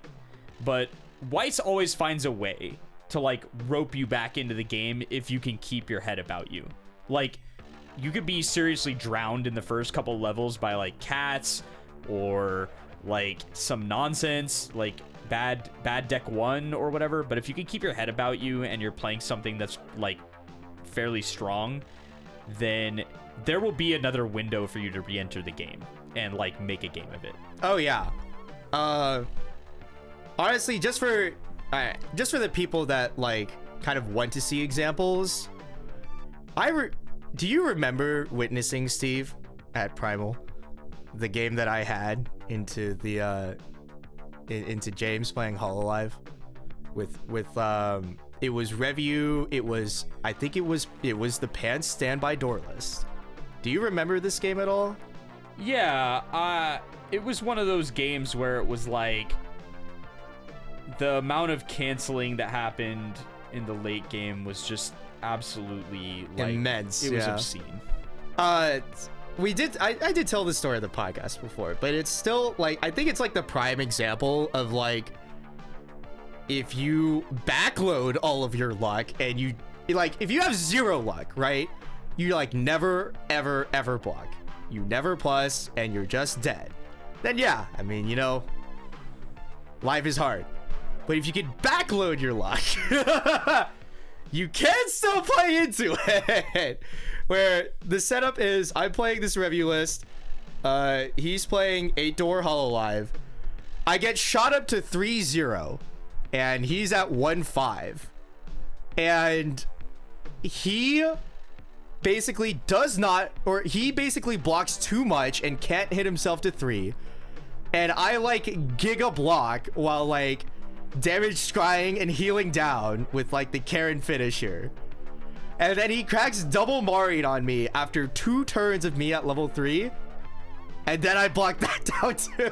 It's like the Hexa block or whatever is disgusting. Yeah. I think that's, like, one of the most important parts of the game is, like, realizing when, like, how to actually play from behind, how to, like, play in, like, different actual game states, like, over the course of the whole game, where it's, I feel like something that I see a lot with people who are newer to the game, people who haven't played as much, people who don't have as much experience, is they hit level 3 and they just fire off whatever they have, no matter where you're at, no matter what the game state is, no matter whatever. And just because you're at level 3 doesn't mean you have to do the thing. What is doing the thing do for you? Is that actually how you're going to win the game? Are you actually going to 360 no-scope me from 1-5 with your card that burns 1, like, 2 times or something? It's like, no, you got to play the whole game. So it's like knowing when to just play the whole game, like, from the back foot like that, and be like, okay, that's my out is I got to take this game hold another 2 turns, and I can do it. My deck's in a good state. I got the healers.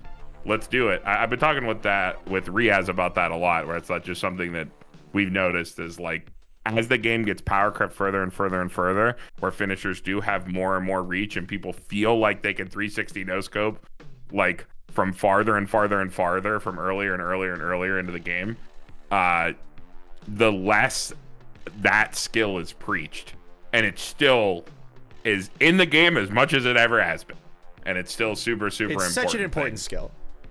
Yeah. Mm-hmm.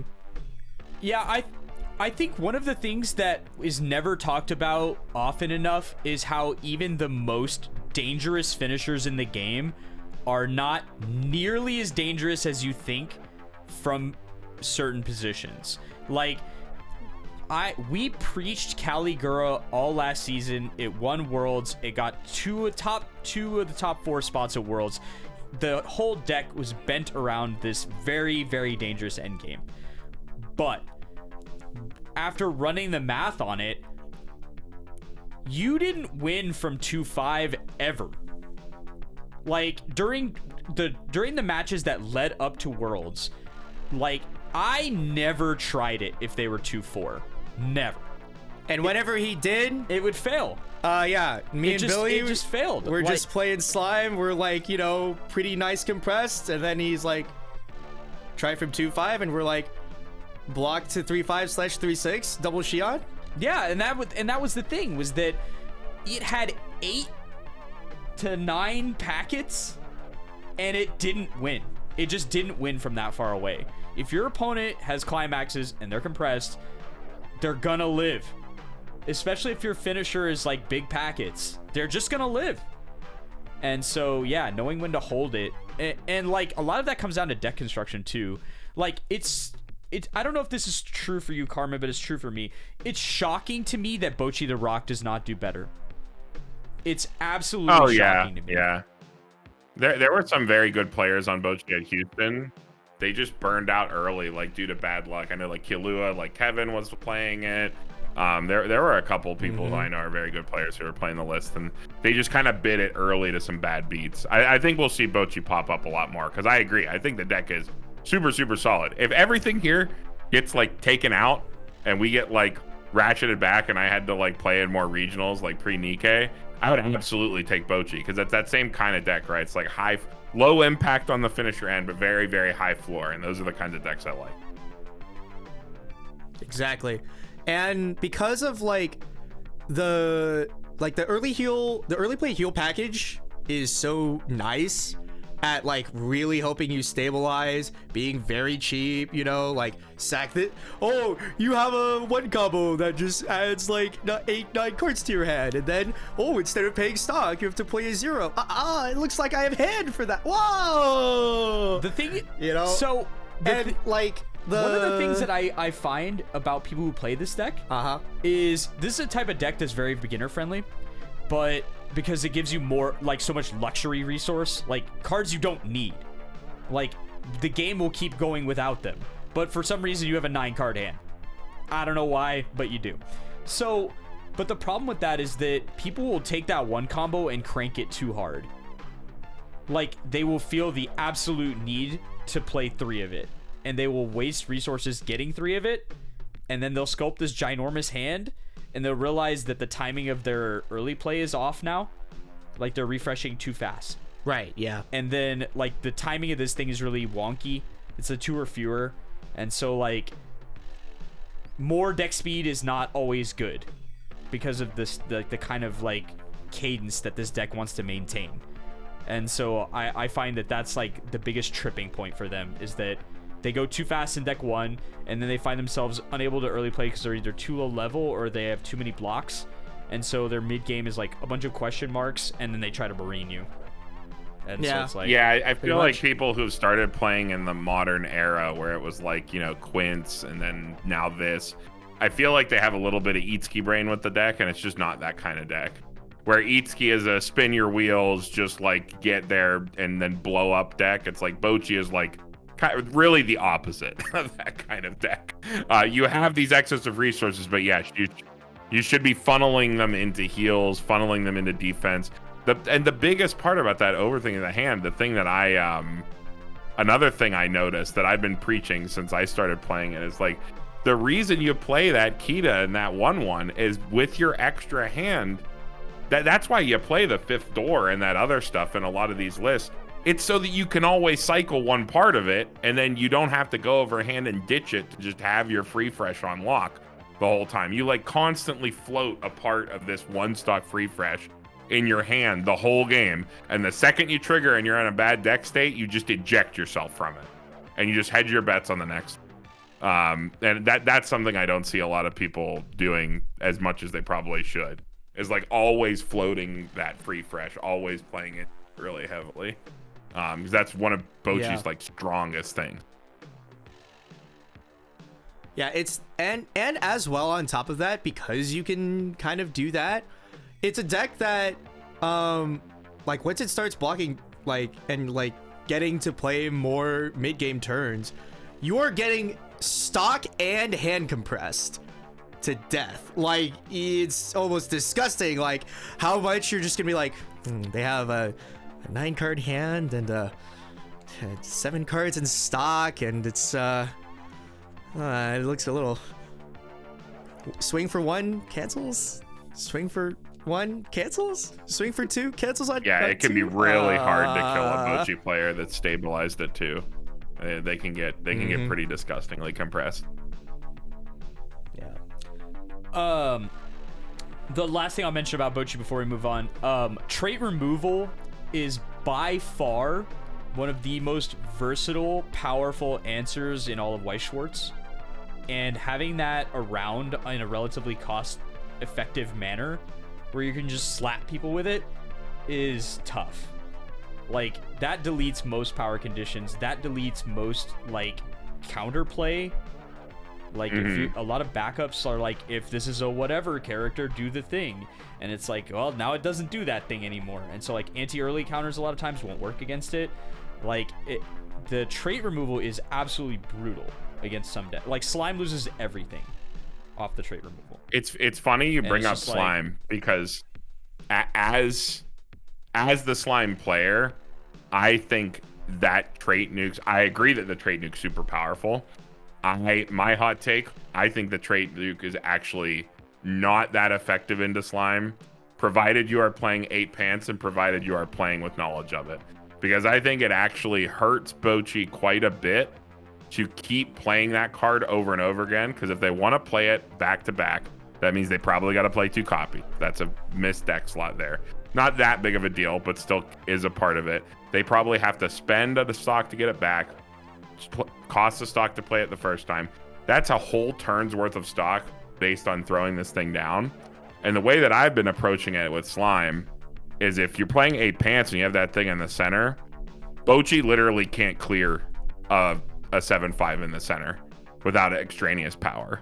So if you ride that plus off your Yom, and then you go 2 Milems, and then they go, okay, trait nuke, and I go, or 2 Murons, then I go, oh, trait nuke, and I go, okay, all right, here they are again.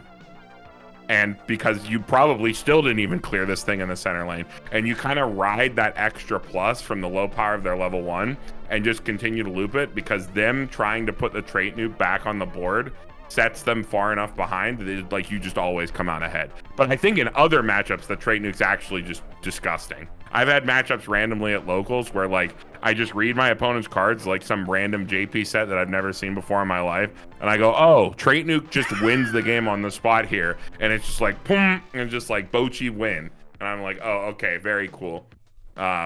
It can be good against Slime, but I think it only works that one turn, and when you have to like keep trying to do it, that's when it sets you back.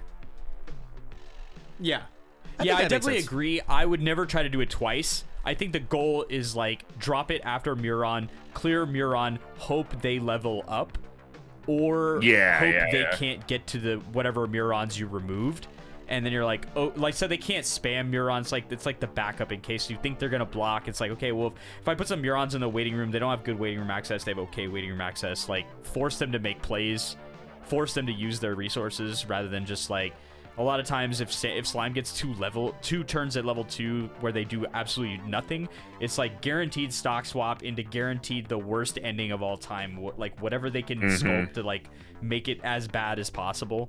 And so, like, it may not, I don't think it's repeatable, I agree, but I think forcing your opponent to make more decisions is always better than less, and like the opportunity cost of playing one of them is super low. Yeah, plopping 1 down's hella easy. Yeah. You know, besides that kind of snippet right there, we haven't discussed much about kind of like, you know, Slime again. But notice how I said again. And it's just kind of like, you know, like, people might listen to this podcast and be like, let's go. I'm gonna hear Carmen's super in-depth thoughts about Slime. After watching the deck tech, we can talk more about Slime. And I'm just sitting here like, what else could I possibly fucking say that has not already been really said? Double Shion's really good. True. That's true. We never took metrics on the practice games that were played prior to Worlds. I drilled against Slime more than anything.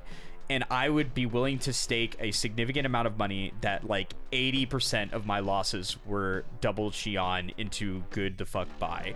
And like that, it's just how the deck works. It doesn't sound that good. It doesn't sound like it should kill you, but it does every time. It's everything else. It just does. It's that on it's top everything of else. that. All of it. Yeah.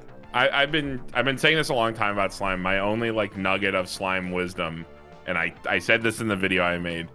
If you are not starting your finisher lines with the Onwards to Paradise like Rimuru Bonder, you're not doing it right a lot of the time. Unless you're literally just shotgunning double Xion without doing anything. Like, the power of the slime finisher package is precision, and that is the card that gives you precision. Benimaru is a garbage card unless played alongside that card. And that card is also something that makes Dragonoid Milim, which is an insane card, even crazier. Like, the amount of super precise damage that you can shove out is basically like based on your opponent's deck configuration. Like, in the moment, you can always put together the silver bullet, even in games that go pretty fast, because that Onwards to Paradise Rimuru Bonder is like crazy. It gives you extra stock, gives you extra power, sees your top cards, lets you know what your Benny burns are, lets you know what your triggers are for when you're trying to like fish for cancel burns off Xion and things of that nature. So that's really it. Like, when people doubt the slime finisher package, it's like, number one, you're probably not playing 2 Xions in your deck. That's an int. And number two, you're either not playing the Bonder, or you're not starting your lines with the Bonder, and you're not playing like 2 Dragonoid Milims and 1 of the Bonder, like at least 2, so that you can like actually loop the card. So like, I don't know. I think slime's good. Slime's really good. Yeah. That's all I got. Slime's pretty good, guys. No, I think, you know, Steve, you've been kind of down on Dragonoid on this show a bit, but at the same time, I actually kind of speaking to that because of your experience against specifically Billy and I, and kind of like the deck states we would get into, and because we're fighting you playing Hololive as well, and we're like getting soul rushed a lot, it's a lot of like Slime's faster games will lean towards like, you know, maybe I just shotgun you with double Xion and you die, because I just got to 6 stock and like enough hand for double Xion, and yeah, God bless, maybe you're dead. But in a lot of the slower games, you know, games where you get 2 turns at 2, games where they get hit to 3 first, Dragonoid looping is so good. You're just like, burn 1, okay, burn 1 again, okay. But when a 3rd time, actually, I'm playing a Bonder, as you can see. We can kind of make things kind of go like that sometimes. Okay. Double clock shoot. Oh, Yeah, you know, like, this is the same scam that Ari Ferretta runs when they get their slow games, where they're like, here's this early play that I can just beat you with that does burn 1 over and over and over and over and over again as long as I'm rich. And like, I can just slap you with this precise damage repeatedly. I will say the Bonder is almost better than Dragonoid Milim. Like, the value of the Bonder's interaction with Benimaru. Yeah, the value of the Bonder's interaction with Benimaru is almost better than running Milim. Like, I would run Milim just for the interaction. But like, if your finisher is basically Yo, and you have this card that's like, look at 2 cards, is it gonna work? And then you're like, yeah, it looks like it might work. Benimaru times 2. And it's like, okay, well, that's pretty solid. Yeah. Information is a weapon. We love info.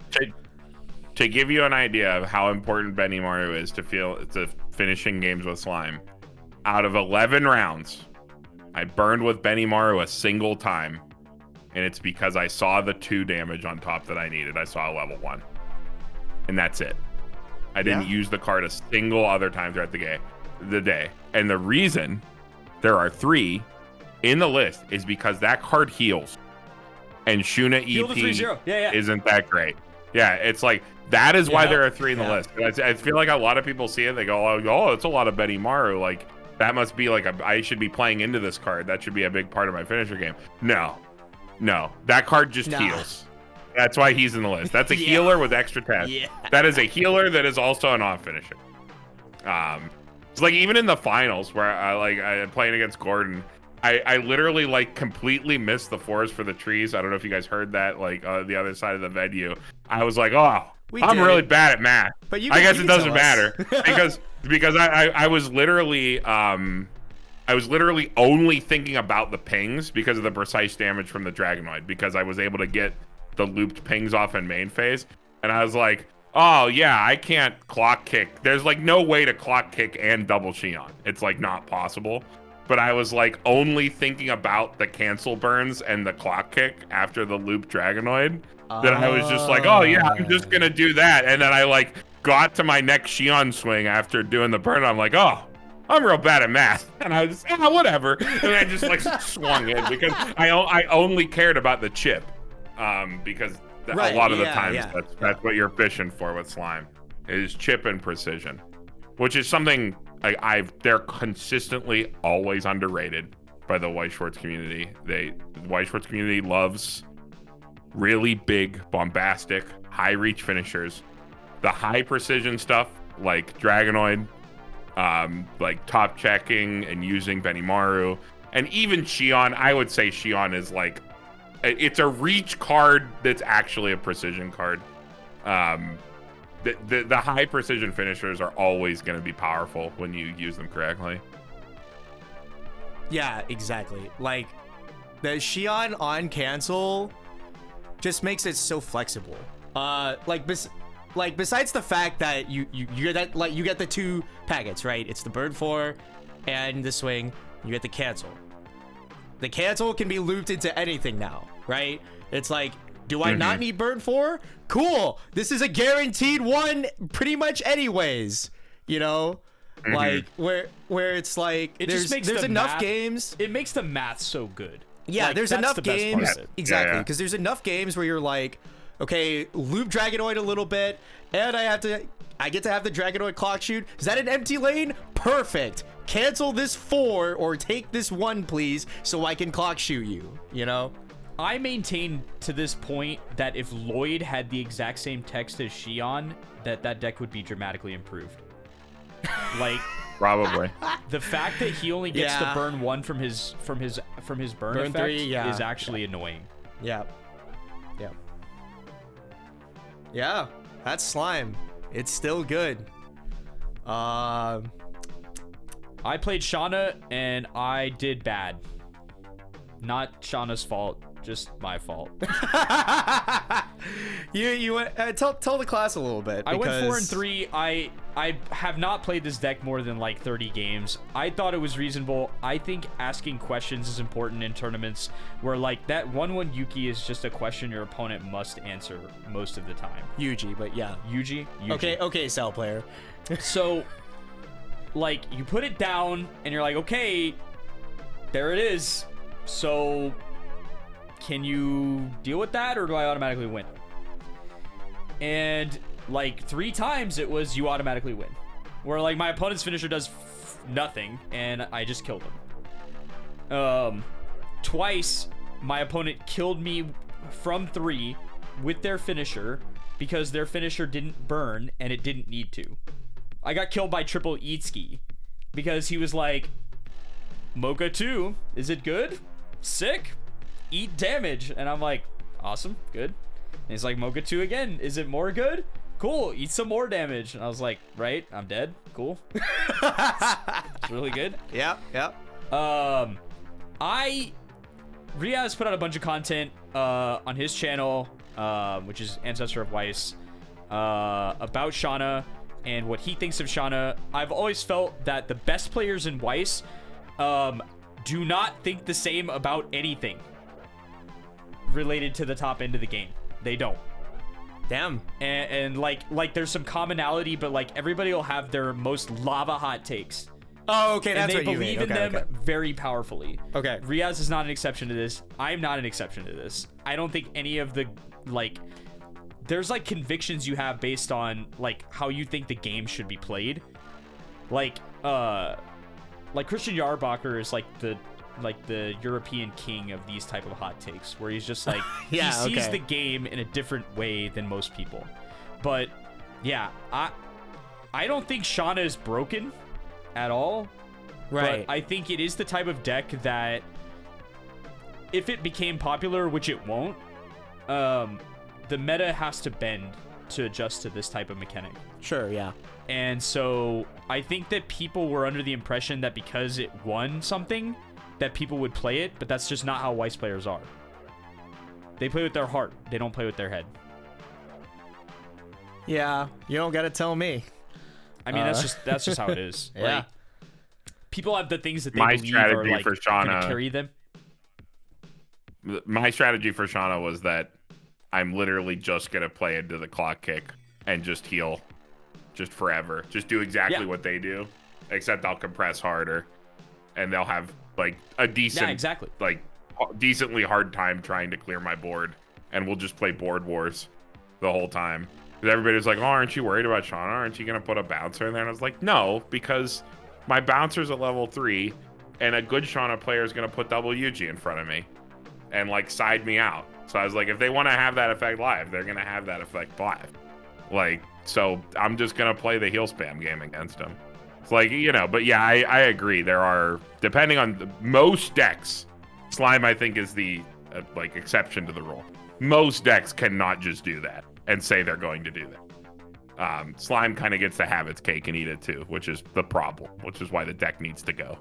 Because Yeah. But like, you know, other decks absolutely need the bouncer tech. You know what's gonna be really insulting is we're gonna go to Philly, and that's gonna wrap up, and then after that, that's when the ban list hits. Yeah, we haven't heard. There's kind of like a timing for it, you know, because Vancouver is like 3 weeks into January. There's like because there's the holiday, and then they put Vancouver a little bit farther back from that anyways, and then there's a big block. So you have this like kind of like 6-week break to be like, okay, guys, here's the second half of the tournament season. Slime finally banned. We did it. Pat on the back. It was not late at all. Woohoo! Yeah. I'll say my losses on the day were Itsuki because I ate too much, SAO because I inted it, and then Overlord because they could ignore my UG. Where they're just sure. They got the early play Eins, and they got the markers, and then they blocked, and then they got the second early play Eins, and then I ate 2 damage, and then they blocked, and then they go to 3, and they have triple Eins, and like I just take like way too much like damage. Like it's like nothing snowballs harder than that deck at 2, where it's just like the downhill effect of like all of their mechanics is absolutely like overpowering. So like when Overlord is doing its thing, it's the most unbeatable deck in the game. That's hilarious. I haven't seen an Overlord deck do its thing in at least 3 months.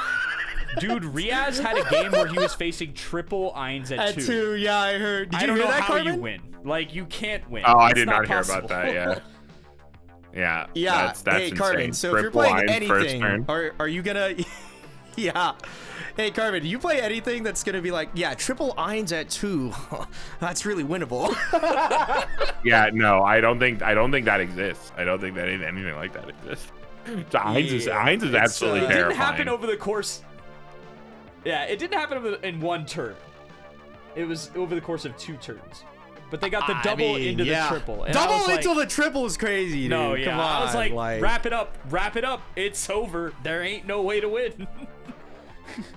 Overlord, man, it's like that deck is so good, but our meta is just not conducive to that deck succeeding.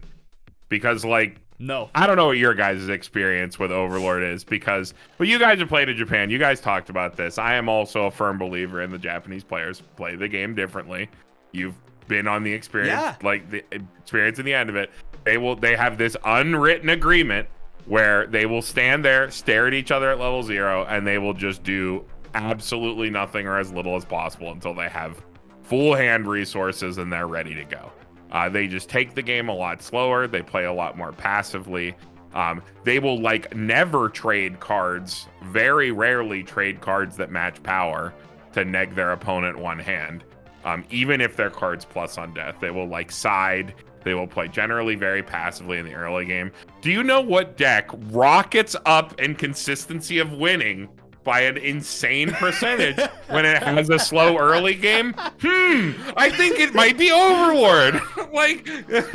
It's just a super toxic environment for Overlord to win in that kind of environment where the game is taken faster earlier. You can win those games as the Overlord player where the game is taken faster earlier, but they're so much harder. There's so much variance, and that's why everybody says Overlord is really hard. Overlord is very difficult to succeed with. It's because Overlord's not a hard deck when you have that extra turn in the early game. Overlord's a really hard deck when you're getting slammed to shit and back. That is when Overlord's really difficult to pilot. And that's where the variance comes in, and that's why people always say, well, Overlord just eats shit. It's just like Kana Tamari. They get there, they always win the board, and then they just never cancel and they lose. And I'm like, yeah, because the thing that it trades is it trades up first deck speed and compression, and that early compression for the ability to always control the board and do what it does. Every top deck is sort of making trades to do what they do best. That's Overlord's trade, and unfortunately over here in the West, it's a rough trade to make. It's a very rough trade to make. If only there wasn't this deck that, like, hypothetically, right, had a let's call it a 4-soul level 0, and then like spawned other ones. Like, good thing that's not a real deck that exists in the game, piloted by many players, where you can lose the entire game like in the first 2 turns. Good thing, right? Yeah. No, it's good amazing. Thing that's only a hypothetical. It's great. No, there wasn't a player named Sin that would play any sort of deck like that into a top gun at Houston. No. Just doesn't exist. It's a great thing, another hypothetical deck, purely hypothetical, could not exist. There isn't a deck that has like a level 0 plussing combo and a 2-soul trigger climax to go with that combo that can like tri-field you for joy as soon as going first or like going second turn 1. Yeah. That doesn't also run a pants trigger with that combo so that they can loop it really easily and just push 2 to 3 soul attacks consistently across the whole game. It's a great thing that does not exist, because that would make it really hard as the Overlord player to consistently have a slow early game. You know what? It's not even especially the if slow early game that trips hypothetically you. that deck had a costless brainstorm that when it hit could give you more climaxes too. That'd be crazy. That's insane. It's a great thing that deck doesn't exist. If they ever print this combination mechanics again, I'm gonna throw up. Like, there's Chainsaw Man and this deck, where they're like, what Rico we should plus pair Elaine. with this. Yeah, it's Rico insane. is a brainstorm that detonates it to draw cards. I'm gonna kill myself. Like, yeah. It's the worst combination of mechanics. Like, the amount I think I was like there's a local that tracks like progress, like performance of like local events. Yeah. And when Chainsaw Man was unrestricted, I was like 17-2 with this deck. I won 2 different Chainsaw Man challenges because there is no way to fail. It's not possible. Like, if the worst thing happens, you're just like, guess I'll Rico, guess I'll brainstorm, blow up the Rico, did it hit, sculpt a Rico, play the Rico, blow it up, mill 18 cards, free deck state fix, free, totally stock free, totally hand free. I just fixed it out of nothing with nothing. You can Isn't even that go fun? Positive. Climax. It's not even sometimes free. positive. Sometimes you go plus. You gain cards from Sometimes doing it's this. plus. Yeah. And then just like slam a climax, draw 2 cards, triple Kashibe. You're go ahead, whatever you got. Yeah, and then Sins gets to do that, but even cooler. They're like, I'll just sack and then do it, and then sack and then do it, and then wait, my other back row combo card isn't a spammable brainstorm? It's a regular one. That means it's just plussing. Wow! Any deck where the first brainstorm's free, I'm already just disgusted. Like that. Stop it. Bushiroad, stop it. My ban list wish list is SDS and Slime. Just let them go. We're done here. I think we're done here. Yeah. So because, jokes aside, those are not hypothetical decks. Overlord has a little rough time, which is really funny that we brought up those two hypotheticals as well, because playing with the review list into that Overlord, into the two Overlord players of the day, literally almost carbon copy games of each other. This is what happens, okay? I play 4 of the 4K 2 Soul. I like to call it now low commitment cats, because what it is I play 1 card and I swing at you with it for probably 2 turns. Now then, if you take 9 damage, that's not on me. If you take 5 damage and then 9 damage, that's not on me.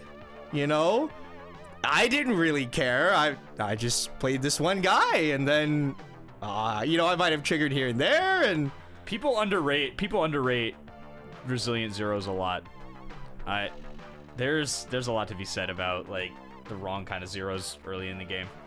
Like that's why I play the bug in my play Overlord, because the bug is the most unreasonable zero. Like good luck removing it. How many 4Ks do you need before you can't remove it? It's like okay. yeah. No, it's hilarious. So what happened in the first Overlord game? What happens here is I swing with the 4K, it triggers for 4, and he takes it. I'm like, okay, it's pretty funny. And then he can't answer the 4K, of course. Then I go to the next turn, and I'm like, all right, well, I still have the 4K. Ricky for the 1 combo. Play down a 3rd guy. I think it was a clean cut too, yeah. And I'm like, okay, I got a finishing climax in hand. We'll just play that. Goes to 2-5. I'm like, shuffles cards. I'm like, okay. It's just over. It's just over. Have fun, Game second Overlord game. Exact same. Swing with the 4K. It triggers. They take 4. I'm like, okay. I don't know, man. Nice. Cool. He fields a board. It's not lucky enough. That's the problem. He fields a board. He JCs. He like bounces back to save some of the board. Clocks at climax. Take 9.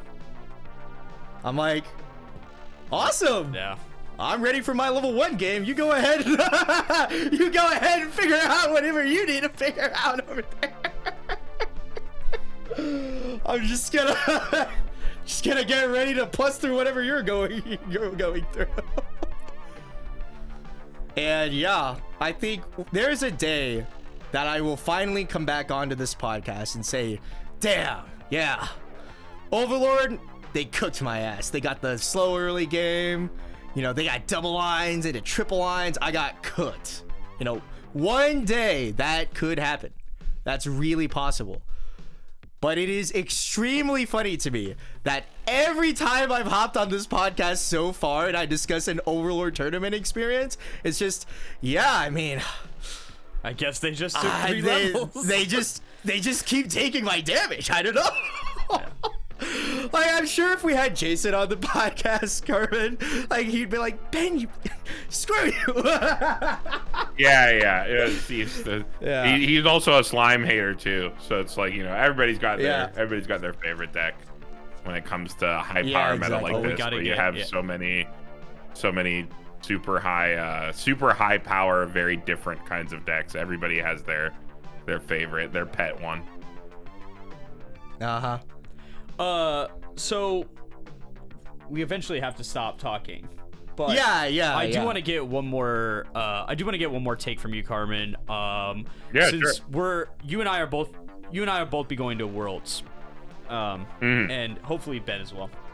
Honestly, like looking at when it is, I'll just see you guys after the tournament. I'm gonna get review to like one more top cut, be like, screw all of you guys, it's winnable.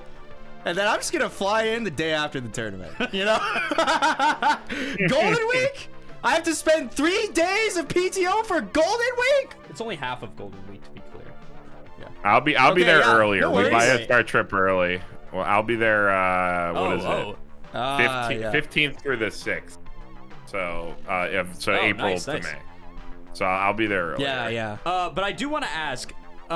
So we've seen about 80-ish% of the Nikkei cards at this point. Mm-hmm. Are you going to play Nikkei at Worlds if there are no changes to Nikkei prior to Worlds?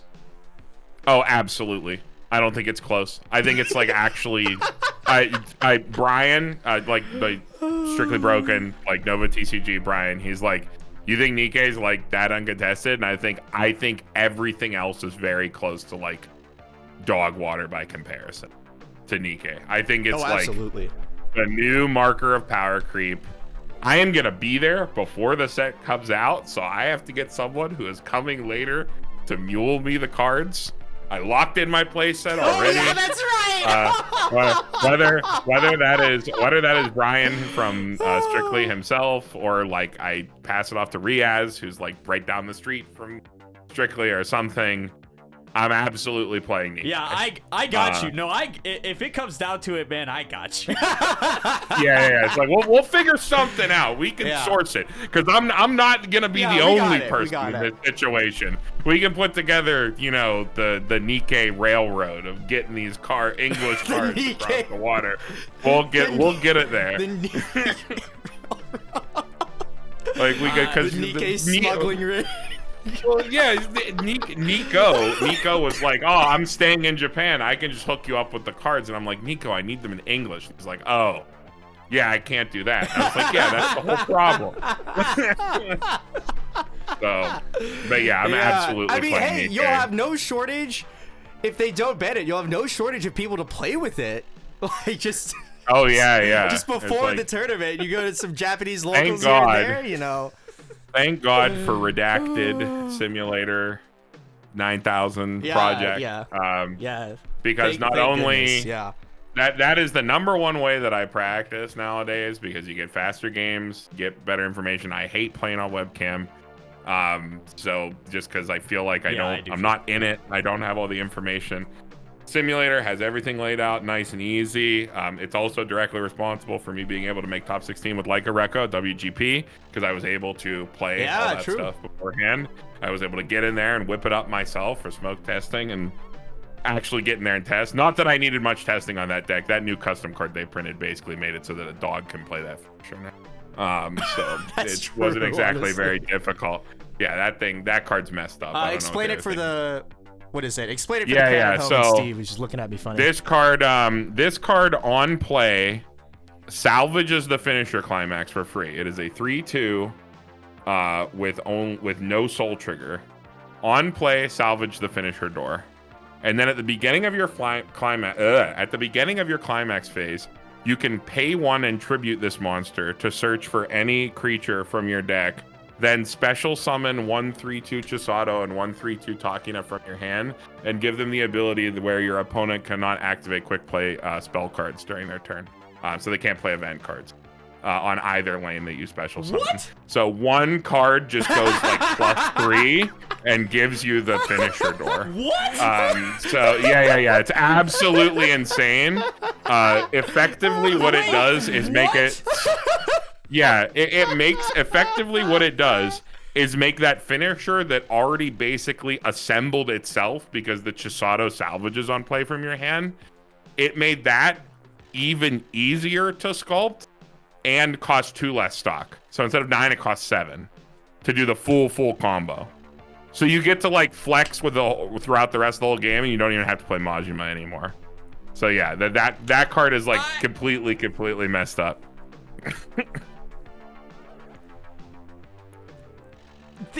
It's a power creep to get the climax for free. Yeah, it's a power creep. It does a lot more than that. Climax for free. And then it bolts on like 2 other obscene effects. Yeah. This is and you still get the heal. You still get the heal. Mountain. You still get the heal and you still get the salvage because they come from your hand.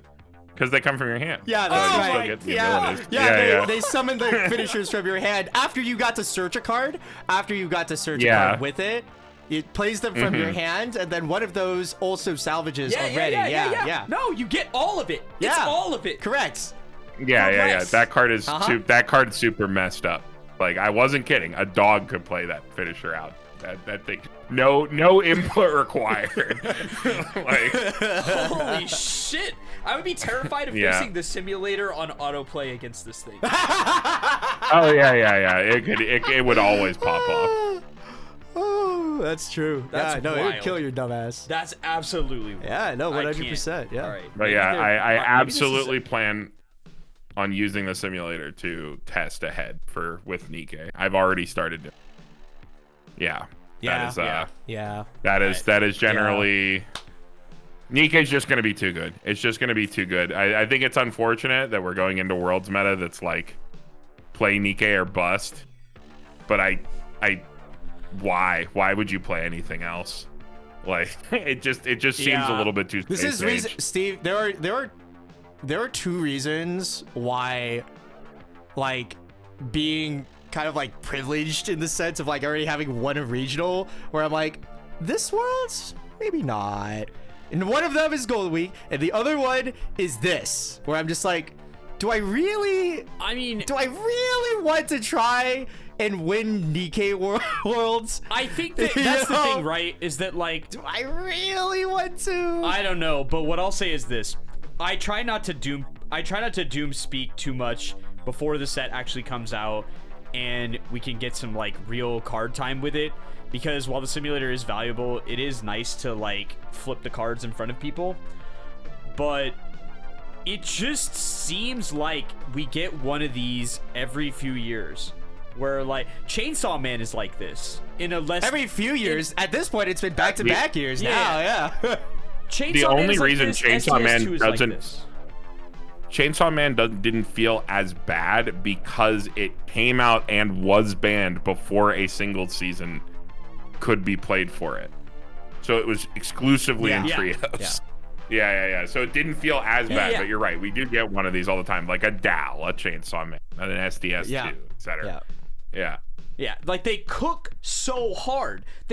There's mechanics that we'll never see again. Like, I guarantee we'll never see that power again. Where it's like, on attack, stock one of your dead guys. That ain't never happening again. That card is obscene. Like, that's a 0 downside stock card for nothing. I bet Japan wouldn't even run that thing too because it kills your guy. No, they definitely did. Yeah, it opens up a lane. No, they Opens made up an a lane. exception. That card's pretty broken. Yeah, but they're like, Yeah, that- One stock's too broken. One stock's too broken, dude. Come on. 2 stock. You But, like- attack once, you get 2 stock. Yeah, But like come just on. playing that deck even without Aki, and you're just like, this is a 5 stock turn for no reason. Why? Because this combo draws 2 cards and has stock soul attached to it, and this card says get stock cards. And it's like, did nobody test this? Nobody in the whole org like just sat down and absolutely goldfished not. this thing and saw they had 10 stock at no level one 2, played that. and they were like, they don't. no. No, stock soul choice is pretty reasonable for a reason, dude. Like, Yeah, no, it's disgusting. And like Nikkei is another one of these type of things where it's like these mechanics will never show up. They're gonna get swiftly banned, and they will never see the light of day again. Like when they iterate, it'll come out in a less broken way. But like God bless you, hope. it's just that's how it always is. It's like they'll iterate on something broken and they'll release the next. Like Al Buddha finisher is just bad Chainsaw Man. That's all it is. It's just bad Chainsaw Man. Himmel is bad Chainsaw Man. Like Honestly, yeah, true. They like, hero these Himmel- are all just like iterations where we took a thing that was omega broken and we just made it 10% worse, and that was all it took. Right. Now, the hero Himmel would scam you, though. He would. He would scam you. Oh, it's so cooked, but I am going to keep talking. Carmen, did I tell you about the post Houston games at all? No, I don't believe you did. Oh, okay. So I brought the Hero Himmel deck with me, and it was literally, you know how Rintaro will just make like a day 1 release list, like every time a set comes out, he just like posts a deck list to Twitter. I took the Himmel Rintaro list, just straight up, and it's just like the most bog standard, like throw all the good cards in, fucking we ball list ever. 4 of the Himmel combo, 4 of the Undeath Kotsky, 4 of the Brainstormer, 4 of the Himmel Undeath, you know, clock self search thing, 4 of the statues, 4 of the search for the climax, 4 of the Himmel, like 4 of the free rent that goes with the Himmel, just all of that. There's like 1 or 2 climax swap, 2 of the clock yourself, check 4 for a card, and we're in. And I scammed the ever-living fuck out of like Steve from California. He was playing like an event Himmel or event Fearin deck into it. I must have scammed this guy like fucking 6 times in a row with this Himmel deck. That shit I mean, yeah, was- that like really destructive burn 2 per icy shit, that could blow you up. No, it's hilarious. And one of the games, I literally Himmel 1, scry out a clean card, mill the bottom 3 cards of the last 3 cards of his deck. They're all climaxes. He like takes, cancels, takes the swing. Swing the second Himmel on the new deck. Turns out 3 more climaxes. Icy Tail is the most disturbing mechanic. It just won't win tournaments, but it by God will knock you out of tournaments. It's just You ever have 6 burn 2s into somebody on a turn? yeah, dude, he played SAO. True. Yeah, Machine gun. yeah, I've True, had though, actually, yeah. no greater rush at what was it, Solstice, where I was like, okay, mill 11, 7 burn 1s, extend hand. That was against my local. See you later. Yeah. No, absolutely. Alrighty then. I think we're it. Yeah. This is it. We finally made it to the good timing. Carmen, Beanwolf, BCS Houston champion, WG champion from way back when. All these other things aside, do you have anything else to say on the refresh point? Thanks for having me. I love your guys' content. Obviously, I keep handing you money, so I must like it a certain amount, right? Yeah, it's been a lot of fun. Thanks for having me on. Shout out to Strictly Broken, my sponsor, and then of course I have my own channel where I do stuff, PGH Weiss Schwarz. You guys can check that stuff out. But yeah, see you all at Worlds. It's gonna be a great time. Yeah, absolutely. Check out PGH Weiss Schwarz for your set analysis. That is by far my favorite PGH Weiss Schwarz content, especially if it's a set you're not going to buy, but you're like us. You're in the spike corner, you're sweaty, and you want to know, what does this bring to the table? What do I need to be afraid of?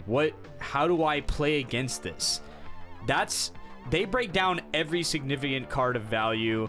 They don't waste any time with the stuff that you definitely already know is in the set. They get right down to the stuff that's going to matter and how they feel about it. And their set content is the best set content out there, in my opinion. So make sure you check that out. And yeah, we'll be using boats to maximum effect at Worlds. I'm right there with Carmen. We're going to get this thing banned. Guns? They're guns. Are yeah. they not boats? Guns and No, butts. that's Azure Lane. Oh. No. They're not butts. boats. Butts. They're just Not girls boats, butts. with Got it. guns that have butts. Girls with guns. Terrific. Guns. All right, well, yeah. we're going to get that set banned one way or the other. Carmen's already my hero for deleting Atla. He can be my hero. I did my twice. best. I did my service. This is our strongest soldier. Hell yeah, brother. But yes, all these things aside, you can see Carmen because he's in Pittsburgh, but you can also see me at BCS Philadelphia next week. It's gonna be another I'm really feeling the tournament fatigue. I was like, it's gonna be another great tournament, definitely. I will play Review Starlight again. I'm delusional. I am delusional. It's warping my ability to think about Weiss Schwarz. I can only think about, this is kind of similar to that review mechanic or that review interaction that I playtested like last month. It's fucking over for me. Like I made a new deck list for that I'll probably bring to Philadelphia at this point after having playtested it a little bit, where I'm just like, okay, you know, I kind of like this and I kind of like this, and this interaction's like the same, and we can kind of like port this, and it was kind of like a mishmash of like all of the things that was like, this is a good review interaction, let's put it in this deck. You know, where I'm like, the level 1 Hikari combo that mills, well, we love deck speed, that's pretty cool, we'll put that in the deck. Okay, well, I like the choice finisher better than the other one, so we'll put that in the deck. And we have yellow now, so I can play the bouncer, so we'll put that in the deck. And my Ricky's green, we can just play for that. Now I can play Card Titan because that's green, we'll put that in the deck. We can even have more of it, so we could have choice targets. Yeah, cool. Oh, my colors are rare. Oh, level 0 double trigger, just like from my Pants Door deck. We'll put that in the deck, because now I don't need yellow at level 2. And so now we have that, and 4K 2 soul, yeah, that's good. Put that in the deck. All right, cool. Freezer, yeah, that's good. Put that in the deck. All right, cool. I have a 50 card list. I think I'm gonna play Mob Psycho. They have Mob level 0 Psycho. stock swap. Let's go, dude. Let's go, dude. The level 0 stock swap. All right, what are we thinking? Is it 8 choice? Is it Pants choice? No, you'll see. You'll see. I got the spice. No one's ever seen this list before. He's cooking. I'm gonna be so real. I'll show you all my spoons, dude. That's all I'll say. I'm gonna show everybody my spoons. Wait, yes, I love spoons. Yes, spoons deck, dude. No, dude, the spoons deck is so funny, dude. I love that Ritu fucking early game package, dude. Don't even get me started. I fucking love that shit. Spoons Door was some of the most hilarious playtime that I'd ever had in my life. I tried fucking like Spoons Restander and Spoons Choice too. I was like, fucking maybe. Damn, I love Spoons. That shit's hilarious. I love Blood for the Blood God. Mark her off to death. All right, we'll see. We'll see. Yep. And that finally clocking in at 2 hours and 30 fucking minutes over here ish is gonna be the end of the refresh point for today. So yeah, tune in next time after your next deck out, and don't you forget to take the refresh point.